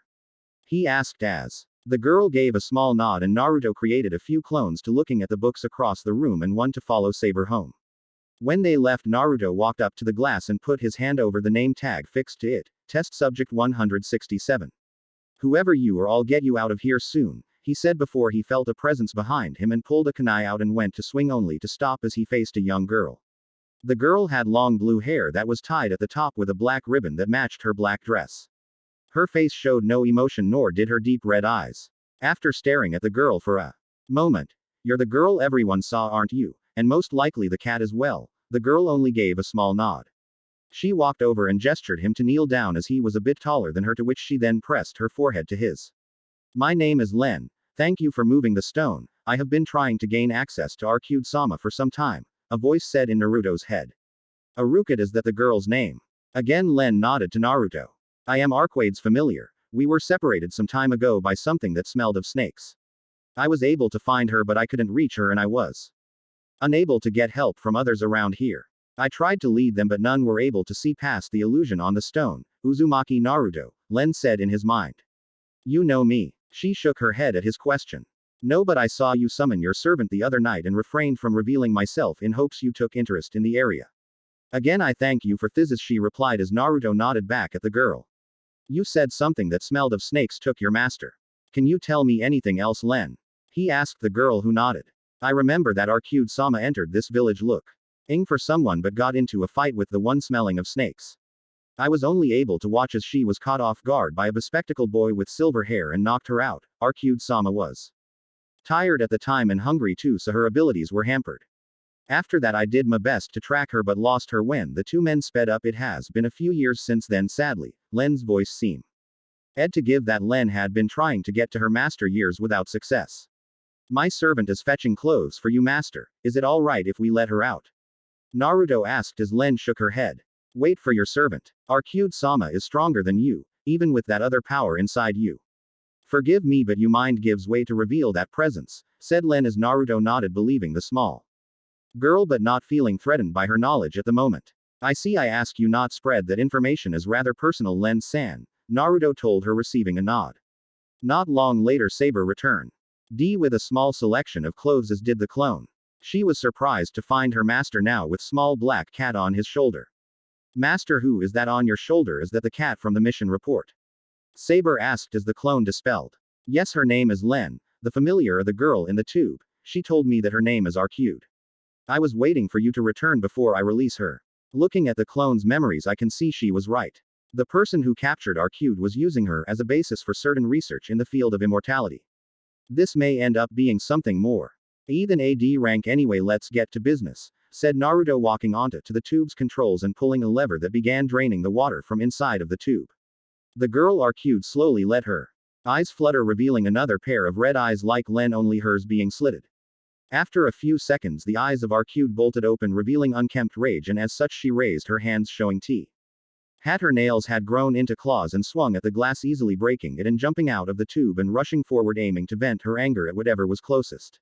Sadly that was Naruto and Saber, both of which prepared them for a fight despite the girl's lack of clothing. Thankfully, however, with what time he had, Naruto had placed a gravity trap seal on the ground in front of the tube, so when she stepped over it Arcude was drawn to the ground with a heavy force. With her prone form Naruto rushed forward and placed his hand on her head with a seal on his hand, reading, calm. The seal itself was designed for unruly prisoners that were prone to rage. The seal lowered their anger levels by subtly affecting their brains to stop releasing the chemicals that spread around with rage. It was a seal crafted by the Yamanaka, which Naruto had found among the seal books he had read in the library. When Arquade's body stopped thrashing about, Naruto took his hand from her head and released he seal from under her before putting a shirt of his mother's over her to give her decency. Saber, we're taking her back to the manor. We'll need to speak with Len and Arukid before we report this Al. Right. Naruto told her, sweating slightly due to the fact the amount of chakra he had needed to both calm and restrain Arcude was hellishly a lot more than he had ever expected. Literally the force he put down on her could crack bones, but she was still trashing about. Whoever this girl is, I never want to fight her full out. I'd die in an instant, Naruto thought as Saber scooped up Arukid in her arms and he helped Len as they jumped out the hole, covering it back up so they could get back to it later. When they got back to the mansion, Saber laid Arcude on his bed and put the sheet over her until she would wake up. So Len, just who is Arcude? When I was holding her down with my seal it took a lot more strength that I would have expected from someone who had been in captivity for a few years. Asked Naruto to the cat who leaned her head in his. Arquide-sama is a very powerful being, although I am surprised that you were indeed able to hold her down with that power seal of yours. I would like to betray the trust she had given me by not telling. I ask that you ask her when she wakes, Naruto. She said mentally to him while Saber looked slightly confused, looking at her master. Master, why are you asking that cat a question? Surely she can't answer you as cats don't speak. The servant asked, perplexed. Len is able to speak with me mentally. I believe she needs to have her head on mine in order to do so. Len nodded to Naruto thoughts on the matter and she hopped over to Saber's shoulder to rested her head against hers. Greetings, servant Saber. As stated, my name is Len. I then Ku for helping Naruto for freeing Arcade-sama and bringing her back to your home. Please do not feel threatened by our presence here. Len said as Saber nodded and passed the cat back to Naruto. Quote. Len, what does Arcade eat in case she is hungry when she wakes up? Naruto asked as Saber's eyes widened, seeing as she was going to get to try more of the world cuisine from Naruto. Arcade-sama is not too picky if I recall, Naruto. She answered as he nodded and went into the kitchen, Saber following him to watch him cook and Len staying on his shoulder. As he got the ingredients out, Len tilted her head looking at them and pushing her head against Naruto's. What is it that you're cooking, Naruto? The cat asked him. Pork shogoyaki for one dish and also some nikuman and some daifuku. Just a small range of dishes, I'm gonna have to restock soon. Anyway, back to cooking. Kage Bunshin no Jutsu. Naruto called, making a couple clones to deal with the preparation of the other dishes. After preparing most of the food, Naruto heard a thud coming from across the hall, meaning that Arcade had most likely rolled out of the bed. Len, can you go and make sure that your master is wearing something when she comes out of the room? He asked the cat, who nodded, jumping from his shoulder and began walking toward the room. It was not long until the black cat came out in her human form and a now dressed Arcade wearing a white turtleneck, long dark red skirt and a pair of black shoes. Hi, Len said, you freed me from wherever I was before. My name's Arcade Brunestad, nice to meet ya, what ya cooking? She asked, tilting her head to one side as she smelled the food. Just some dishes in case you were hungry. I've been told by many to be kind and generous to girls, and feeding someone with no home is probably the right thing to do. Naruto said to Arcade as he plated up the food. You've been taught well, Naruto-kun, continue like this and I might reward you, said a sultry voice inside his head. That made Naruto blush, which all the girls noticed. Master, your face is red again. Are you completely certain you are not ill? Saber asked him, unaware of the female voice speaking to him. No, it's nothing, trust me. I don't get sick, Saber, just an embarrassing thought sprung to mind is all, he said, waving his hands out in front of him. I'm not embarrassing. I'm beautiful and you just won't admit you love it, said Kyuubi, pouting mentally at him. Saying things like that when I am in the room with other girls who without a doubt are stronger than me is not a good thing. At this you're going to be meeting my new housemates personally, Kyuubi-chan. Naruto replied, getting control of his face's color. Fine by me. I'd like to meet your new friends. Hell, I might get them teasing you as well, said Kyuubi as Naruto mentally shook his head at her. I see. If you say so, master. Is the food ready? She asked, looking at the food at the table. Almost. Arcade, please sit down with us. If there's nothing here that takes your fancy, I have some fish in the freezer if you'd like. Naruto questioned the red-eyed blonde. It should be fine, and thanks for the food. What was your name again? She asked, sitting down opposite Saber. Naruto Uzumaki. Genin of Konoha. It's nice to meet you, Arcade, as well as Len, he said, placing a small glass of milk next to the small girl, who nodded in thanks. Oh, so that's what this place is, a ninja village. That would explain why lots of people dressed funny round here before I got captured, said Arcade, hitting her fist to the palm of her hand, only just figuring it out. You didn't know that you were entering a ninja village when you came here? Naruto asked, surprised, since the fact that Konoha was a ninja village was quite a well-known fact. No, I was kinda busy looking for someone, so I didn't pay it much attention really. Arcade shrugged as she picked up her chopsticks and dug in, having an easier time than Saber was. She had only just been taught how to use them and would take a while before she had mastered them.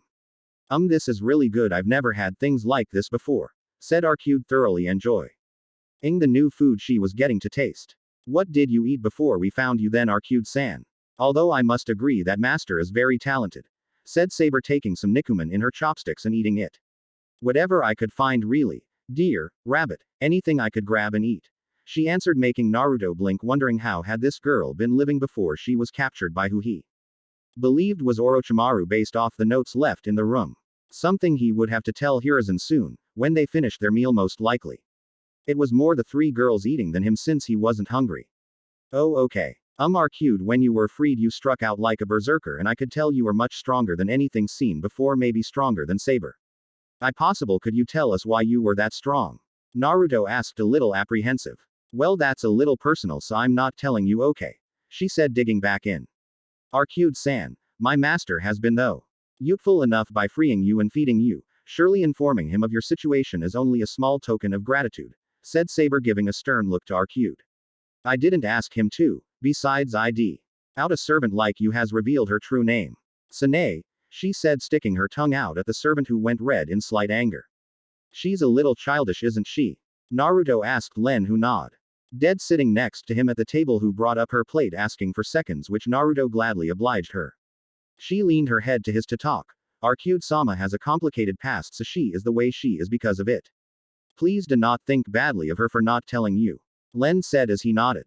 Saber, don't force our cute, she only just got out and we're strangers to her, so please calm down and finish your food. We still have to report this to the Hokage. I'll start writing the report now. Naruto said, taking out a black scroll and unsealing his brush and ink to begin writing.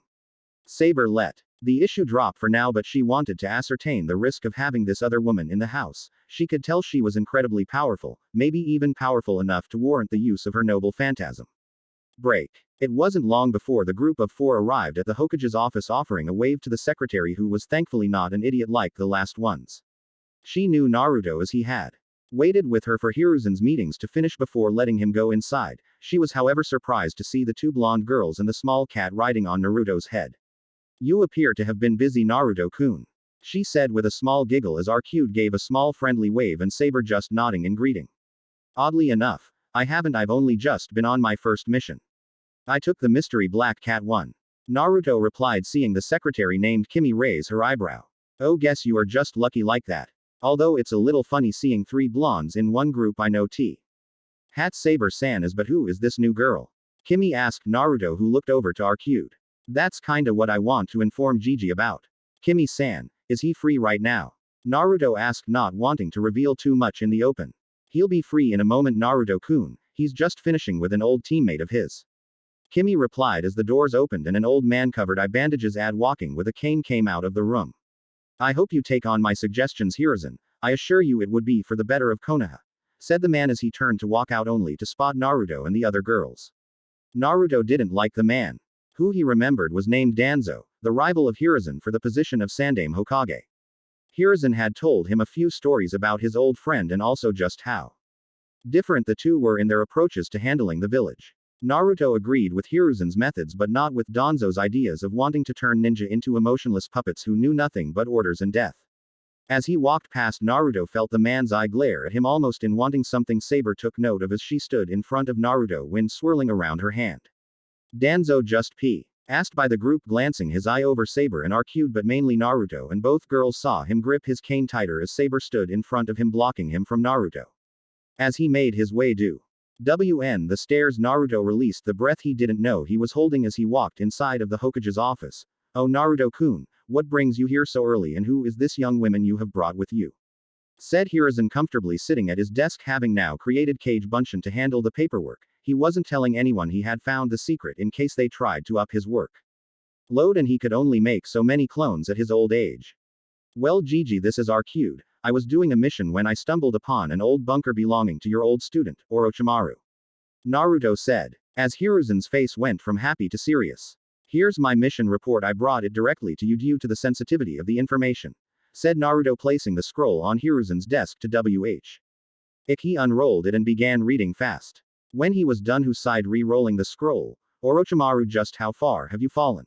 He muttered, remembering the mistake he made letting him run when he had the chance to stop him. Brunastud-san, allow me to apologize for my former student's action in capturing and detaining you all this time, as well as my own force's negligence in finding you sooner. Is there anything I can do for you? Hiruzen asked her. Well, I kinda don't want anything. The only reason why I came here was to find someone, really. But is it alright if I stay with Naruto here? Since he was the one who freed me and fed me, I'd prefer if I could stay at his house since I have nowhere else to go. Arcade asked Hiruzen, who was surprised that the girls held for many years didn't want anything at all. Well, if Naruto-kun thinks it's okay, I think that would be fine. But he won't always be in the village, Brunastud-san. He may be forced to leave the village for missions being a genin now with Saber-san, which reminds me, Saber-san, please, if possible, could you wear this? He said, offering a headband for her to wear so people would be aware she was from their village. She accepted it, wrapping it round her arm for the time being.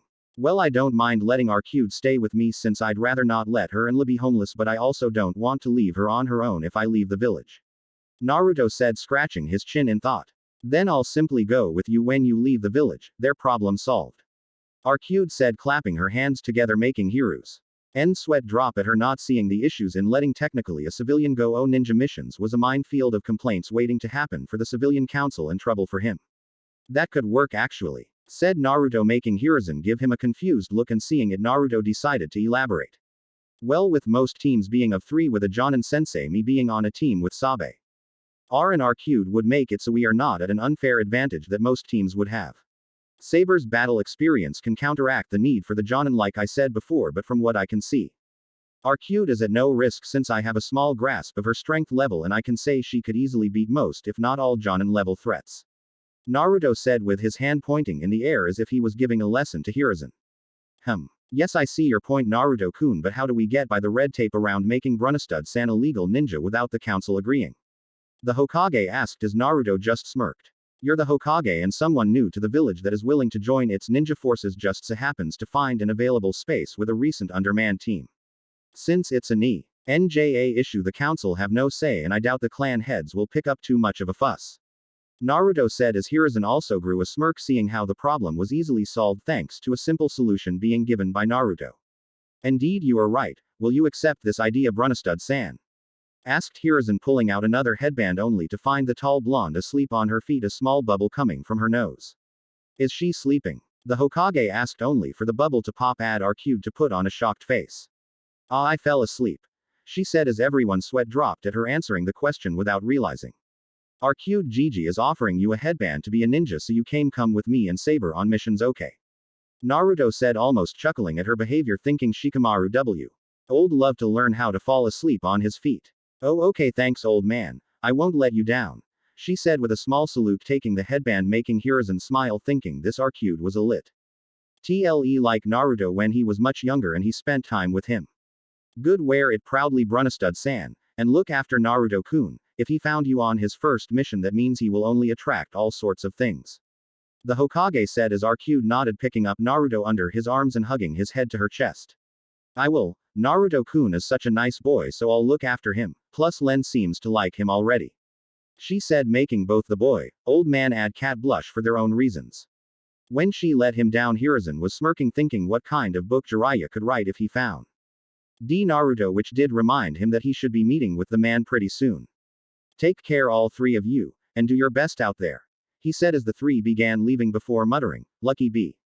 Londo, well, back to my book, he said, giggling as he pulled out an orange book from his desk. Break. Nay, Naruto-kun, is there any way to get a different color for this cloth? I'm not too fond of black, really. Arcade asked the blonde boy, seeing how she had been given a black clothed headband while Saber had here navy blue, which she didn't mind as it matched her style of clothing. Not Ray. LLY, but we might be able to dye it at home if you have an idea of what color you'd prefer, Arcade. Naruto replied to the girl's question, walking toward the mission hall. He got there seeing Iruka and the other Chunin looking bored with one reading an orange book, giggling into it. Wow, it must really be slow today, Naruto muttered, getting the 2 ninjas' attention. Oh, Naruto, you're back. I take you solved the mystery mission. And in record time, thinking about it, Iruka said, seeing the new girl, who offered a small wave to the Chunin who did the same, not usually being greeted as such. Yeah, I found little Len here, but Gigi already has report, but Arcade here joined our forces and is staying with me and Saber now. Anyway, can I get my payment for the mission and a few more missions, since I'm going to need funds to feed 4 people in my house now? Naruto said as Iruka nodded, passing him the payslip and 5 other D-rank scrolls. Well, looks like you have an all-blonde team now, Naruto. Hope the village can handle you all. If you finish these quickly enough, I think I might take you for ramen, since we can celebrate your new team at Ikirakus, said Iruka, hoping that Naruto would be kind to his wallet. Naruto would, but the other 2 were unknown as to how much they'd eat. Poor Iruka.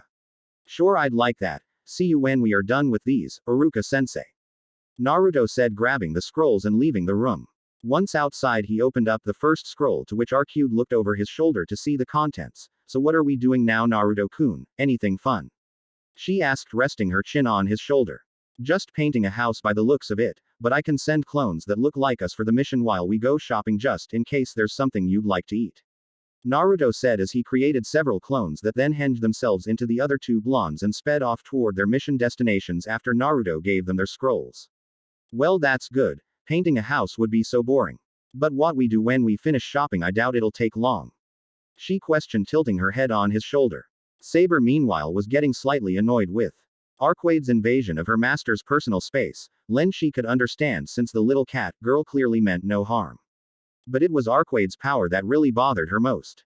Saber. Naruto's voice called, breaking the night from her thoughts only to see Naruto, Len and Arcade giving her a funny look. Are you alright? You were spacing out a bit. He asked, wondering what was on the servant's mind. Oh, nothing, master. Just idle thoughts. Nothing to concern yourself with, but if I may, where exactly would we be shopping? Saber asked, hoping to divert attention from herself. Konoha-Ha's a decent shopping district with a lot of different products. Since the land is very fertile and has many different animals living inside, it means we don't have to import much produce-wise. Some show PS are better than others for what's on offer, since they may know the farmer or supplier. The only thing we import is fish from water country and high-quality metal from iron or Kumo, but mainly iron s. Ince Konoha and Kumo has had an unstable relationship due to an incident a few years back. Naruto said as Saber nodded, seeing how Konoha was a little similar to her own lands, not really having to import much expect items that were not available to them. I see, so to avoid further conflict you seek the country that is likely to not cause problems, am I right? She asked, getting a nod. Iron counter. Y is neutral in the affairs of the shinobi village, so there is no problem in selling their metal to us. The only problem is the amount of time it takes for the iron to arrive here. If we ever improve relations with Kumo, we would be likely to begin importing from them too. Have you dealt with a country's structure of imports and exports before, Saber? The knight nodded her head at the question. Indeed I have, master. In my lands I had an important job to do, so I made sure that proper action was taken to care for the country. But it's not only the land you need to worry about, she said as Naruto decided to continue for her. It's also the people inside. Yes, that is a bit of a problem in Konoha, but I doubt that will last long now. Naruto said, considering that since he was technically AC land head now, Hiruzen may ask him to attend council meeting, to which he had plans to put a stop to some of the civilians' council's power. What are you talking about? Asked Arcade, looking confused, and Naruto swore there was a pair of cat ears on her head, but that was impossible, right? Oh, nothing, Arcade. Just a little discussion over the village's infrastructure, but enough about that, let's get food and maybe think of something fun to do, maybe a bit of training. Naruto said as he felt Arcade squeeze him against her chest from behind. Yeah, I'm sure that'll be great, Naruto-kun. She sighed, making the boy go red in the cheeks, feeling the girl's developed body against his back. Why, yeah, I guess it will. He stuttered, hearing Kyuubi laughing to herself in his head over how well she and Arcade would get on as friends. Will it be alright if I train with you as well, master? Saber asked, sending a small glare to Arcade, who took no notice at all, but Len did take note of it for later. E-team moved to one of the available training grounds, and Naruto took Len from his head and placed her on a nearby stone, to which she shifted back into her human form and placed her hands on her lap. ND sat, preparing to get a grasp of her new friend's abilities. The three stood opposite each other in the field, Saber drawing her invisible sword and grasping it with both hands. Naruto took out his sai and ninjutsu in each hand, crossing them over his chest, and Arcade looked very relaxed, not even taking a stance. Arcade-san, why do you not take a stance? If you don't, you may end up getting injured in this spar. Saber asked as her clothes glowed before she stood in her full armor. The girl shrugged her shoulders. Never really had to take a stance in battle, I just do what comes naturally. She said as Saber was unsure if she could actually strike the girl now, seeing as she was unarmed, her honor would prevent her from doing so. So you are strong if people don't make you take a stance, care to let me find out if I am? Naruto asked, rushing forward, twirling the blades in hand and thrusting his sai forward. Arcade moved her body to the side as if he was moving in slow motion beef. Or grabbing his arm and throwing Naruto to the side, and Naruto was not surprised by the strength she put into the throw. He spun in the air, righting himself so that his feet pressed against a nearby tree.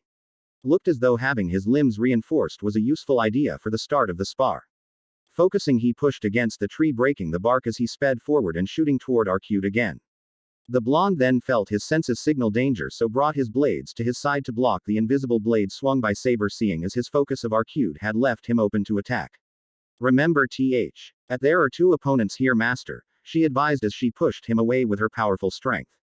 Naruto skidded against the ground even with reinforced arms. Saber was no pushover, add the fact he couldn't tell her blade's shape and size made it a bit troublesome for him to deal with. This is going to be harder than I thought, Naruto muttered as he flipped on his feet to stop his momentum. Coming to a stop, he created a clone and sent it to attack Arcade while he charged at Saber. Let us see how far you skills go, master, Saber said, charging as well while Arcade played with her clone literally. Naruto and Saber exchanged blows, but it was clear to him that Saber was much better than him. He was pretty much on the defensive in the battle and getting small cuts on his outfit as she made it past his guard. Guess I'll have to use alternate methods. Naruto thought as he channeled wind chakra into his blades, making the both shaper and also extending their range, switching the saw. To a backhanded grip, he swung his arm out and Saber blocked with her sword. Only when she felt her armor get cut and spotted that something had indeed cut into it. Ninjas are known to be tricky, Saber. Naruto said, grinning, swinging his ninjutsu and catching Saber while distracted, but she wasn't classed as a master of blades for nothing, as after only just cutting into her gauntlet's armor. She parried his sai and swung her blade out at him, knocking him back right into the path of his clone thrown by Arcude. The clone puffed away, giving Naruto the memories of Arcude messing with the clone but showing him that she was much stronger, dealing with the reinforced clone by the blows she dealt it, which would no doubt snap a normal person in two no problem. How fortunate it was that Naruto was a durable blonde. When the smoke cleared, Naruto was left holding his side, having felt a new bruise rapidly forming from the blow Saber gave him when she knocked him away with what he presumed was the flat of her blade. OWW, OWW, OWW, god damn, do you two hit hard. Naruto groaned, getting to his feet and shrugging off the pain. For now, a servant is trained for combat, master. Very few magus can ever hope to fight us on a level field. Although I am surprised you were able to lay a hit on my armor. Seems as though the winds aid you swords as well. Saber said, readying her blade again.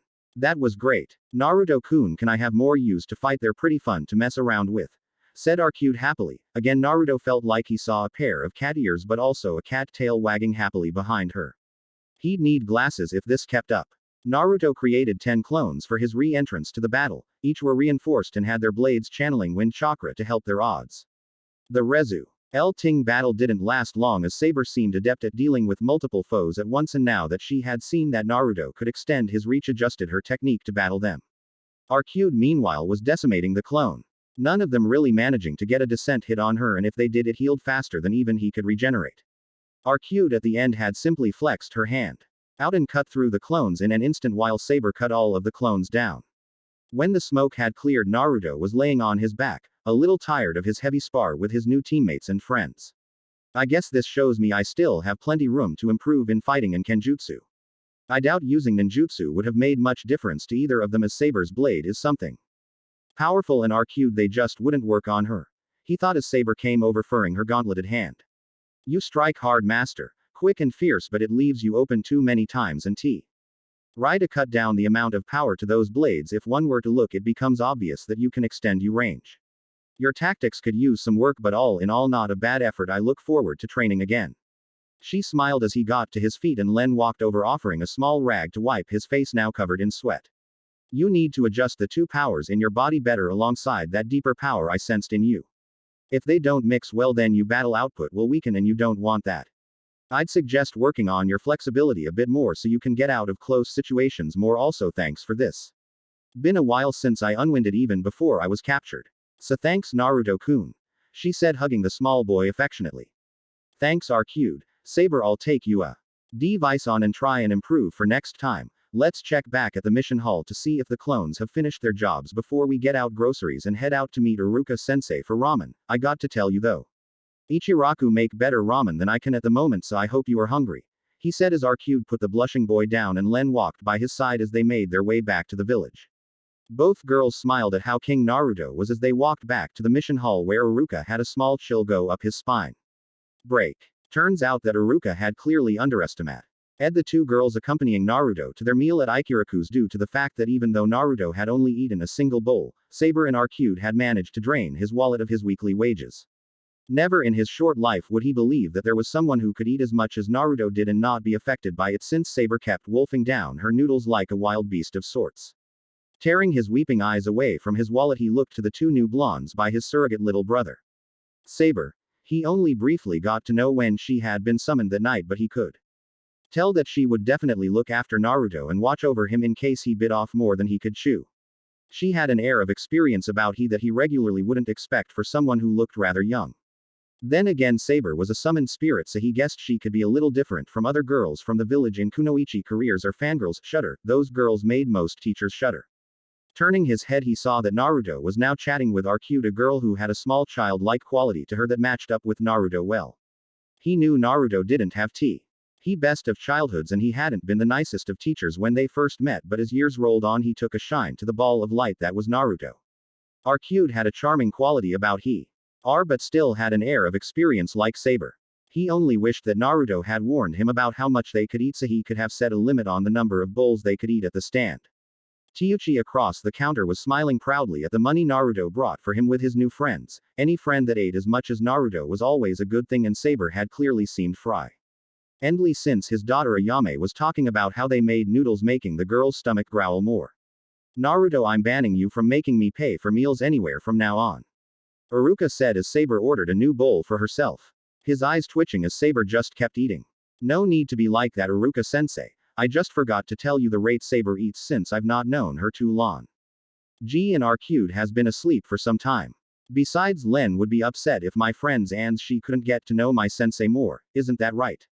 Naruto said as Len glanced at Iruka, her eyes meeting his. Tilting her head, giving a small meow. Iruka sighed as he reached over to pet the little black cat, using a cute cat like that as evil Naruto. Iruka said as Naruto and Arcute laughed a little. A little evil can go a long way. But Len is too adorable, so I'll need her help from time to time, no doubt. Plus I like her, she's very friendly. Naruto said as Len rubbed her cheek against his face affectionately. That she is a right side better than Tora, I pity all those new genin now. Iruka said, remembering the times he got stuck chasing the cat of the fire daimyo's wife, so many scratches. Naruto's cat, however, was much nicer and tamer. She had been sat on Naruto's head the entire time, apparently very comfily too, seeing how she seemed to snuggle into his hair. I'm good with most animals and I doubt Tora will be too much trouble, Iruka-sensei. Naruto said, pulling out his own wallet and leaving some notes for Saber's food which Iruka wouldn't be able to pay for. Anyway, thanks for tonight, Iruka-sensei. I'm glad you got to meet my new friends a little more, and I'll see you tomorrow at the mission hall, okay? Naruto said, getting down from his stool. Okay Naruto. Get a good night's sleep so you'll be ready for your missions. Iruka chuckled, knowing that D-rank missions were glorified chores to establish teamwork in a way that the civilian council would be able to complain less. Yeah, I know. Till next time, Asen. Ayame-chan. Naruto waved to the chef and his daughter, who waved happily. See you soon, Naruto-kun. Feel free to bring your friends back here soon. Ayame said, having had a nice chat with Saber. I hope it's real soon. The ramen was really yummy. Arcute said, having thoroughly enjoyed her meal at the ramen stand. She could see why Naruto probably liked it. But his cooking might have been a little better, as long as he didn't use garlic in anything. Thank you for the meal. Saber said, bowing respectfully. It was most delectable for my master and I look forward to talking with you some more, Ayame-san. Saber then turned to follow her two companions. They're really nice, a good couple of girls Naruto found there, good eaters too, we made a good amount tonight. Teuchi said while Iruka cried anime tears, knowing it was mostly his money used for the meal. One ramen eater was enough for his wallet, but now there was three.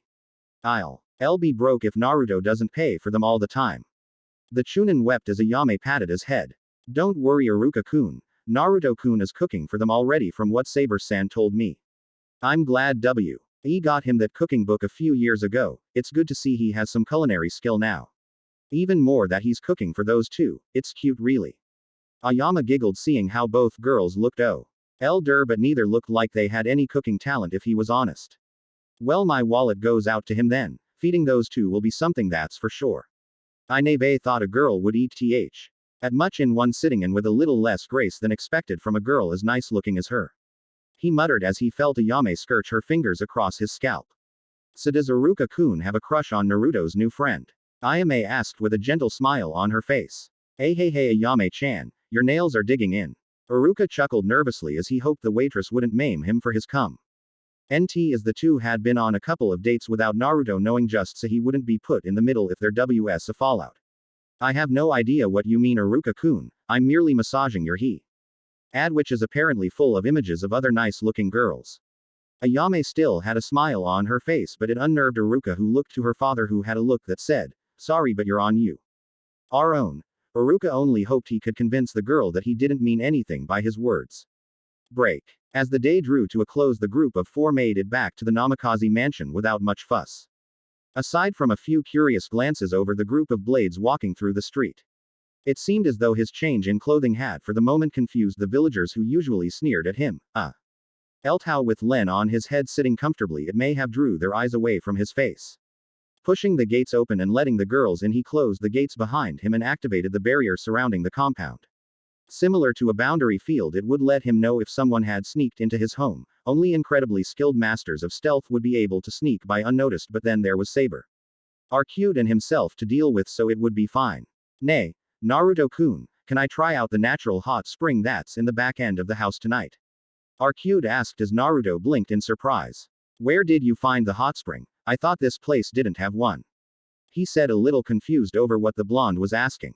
I found it a little before we left, to be honest. Saint, I was looking for the bathroom so I could wash up. She admitted a little bashfully. Oh well, in that case go ahead, Arcute. Saber, you can join her if you want, I'll just take a bath and wasp Len. 2. Naruto said as Arcute gave a nod, smiling, and began dragging Saber along.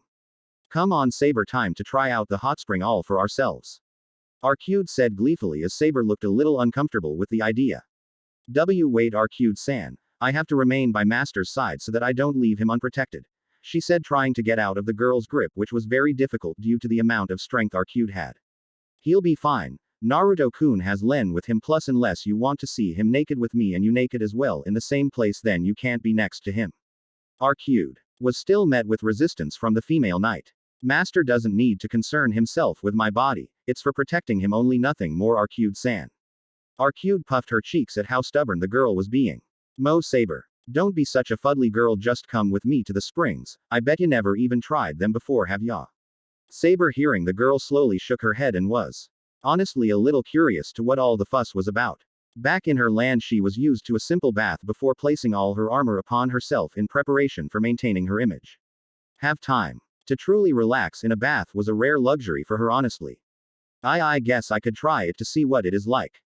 Saber muttered as Arcute pulled harder on her arm, now with little resistance, into the sea hanging room so they could strip off and enter the warm spring.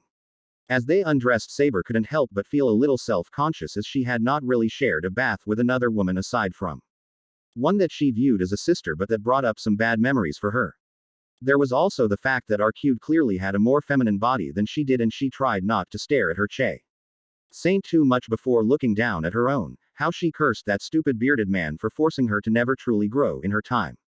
Once undressed, Saber and Arcute entered the bath, Saber admittedly a little more tentatively due to never trying it before. But once she had placed her leg in, she was all too happy to enter the bath and lay her back against the edge, letting the warm water soothe her muscles. So Saber, since Naruto-kun isn't here, care to tell me who you really are? Arcute asked the girls, resting her head against the edge of the spring. No, I cannot reveal who I am, Arcute-san. It is too risky to reveal who I am at the moment. One can never tell who is watching or listening, for that matter. Saber said, knowing that her true name would possibly lead to other learning of her weaknesses as a spirit. Oh right. Fair enough then, I was curious though. Any chance of a clue then? Arcute asked, dunking her head for a moment before coming out and brushing her hair out her eyes. I am afraid that in not possible either. Any clue is dangerous, even my blade's name could reveal the secret of my name. Saber, following her lead, released her hair from its braid and dunked her head in warm water before swishing it around so it wouldn't stick on her face. Wow, Saber-san, your hair is nice, reminds me a little of mine when it was longer. Arcute rubbed her hand at the end length her hair, missing her original length and knowing it would be unable to grow back anytime soon. My hair is something I enjoy taking care of, since it was one of the few times I felt like the true me instead of what I was supposed to be. Saber said, a little bitter at remembering what the old bearded man had forced her into on her father's deathbed. And what were you supposed to be, Saber-san? Quaid asked curiously to the gill, a little intrigued to what had annoyed the girl. No, it's nothing, just recalling an insufferable man from my past is all. But in short, I was at a time forced to be something I could never be. An illusion to many around me, bar a few choice companions. How she missed her knights, but then again even they fell at the hands of her weakness during the shame of her greatest knight. Meh, I'm sure you'll tell Naruto-kun all about it one way or another, Saber-san, after all he is your master. Arcute giggled, seeing how Naruto, a younger boy, was in charge of Saber, who was much stronger and wiser than him. Then again, so was she stronger at least, plus he could cook too. Perhaps, but I hold no doubts that won't come for a while. But are you willing to share your own past since you have asked of mine, Arcute-san? The knight returned to the blonde, who tilted her head before giving a small smile. I will when you do, Saber-san, just to be fair. Now can you help me wash my back, Saber-san? Arcude asked, getting out the spring and sitting on the stool, her back exposed to Saber, who nodded, existing and grabbing a cloth, lathering it up for washing. It seems that Yuid-san will be nice partner with Master. She is at least friendly, but I still find myself curious to her level of strength despite not being a servant like myself, and there were a couple other tracks of servants in the village as we traveled through, it seemed. I'll need to inform Master of that soon so he can be aware of that, probably after breakfast tomorrow. Saber thought as she rubbed Yuid's back with a slight hint of envy, seeing her curves break. Strange really. It seems as though Terre is a little less hostility with Saber and Arcude now. Must be girls bonding easily with each other like Makoto talks about. What do you think, Kyubi-chan? Naruto asked his friend Indy, his seal. Well, both likely have interesting pasts but will be unwilling to reveal anything right now, but Inly spending the day together and seeing how the spar between you and Arcude didn't end in bloodshed. Saber probably saw that there was no real danger for her being around you. But when do I get to EET them, Naruto-kun? I wanna meet my new housemates alongside the cute little Len-chan. Naruto could literally feel the pout on the Biju's face, making him smile at how childlike she could be, not matching her age. Not that he minded that, however, since her usually personality was what made her so lovable, similar to Arcude. Soon, Kyubi-chan. Soon I'll speak with them after breakfast tomorrow so that we can get it out of the way. Just don't start conspiring with Arcude to tease me more. I know you'll try it. Naruto's words came out in a slight accusing way. Why, Naruto-kun, I have no idea what you mean. I just want to have a small chat with the new girls in your life that make you blush like Sakura-chan does when you're around her and her mother. Kyubi enjoyed feeling that Naruto's face flushed in the bath while he washed Len, still thankfully in cat form. Keep that up and no more back rubs like I did when you were in your fox form, Kyubi-chan. Naruto's threat earned a gasp, as when Kyubi was in her fox form he at times helped her or him, as he thought at the time, to relax by rubbed her back and massaging it, throwing her soft fur, making her pure in relaxation back then. No fair, Naruto-kun. Now that I'm back in my human form, my back's been aching more. I'll be good, I promise. Came Kyubi's response, not wanting to lose any massage time from Naruto, who worked out all the kinks in her back when she was in fox form, so now in her human form would be even better. She was still curious why she never thought to shift into her female form sooner, around Naruto, probably the seal or something. So that's for today.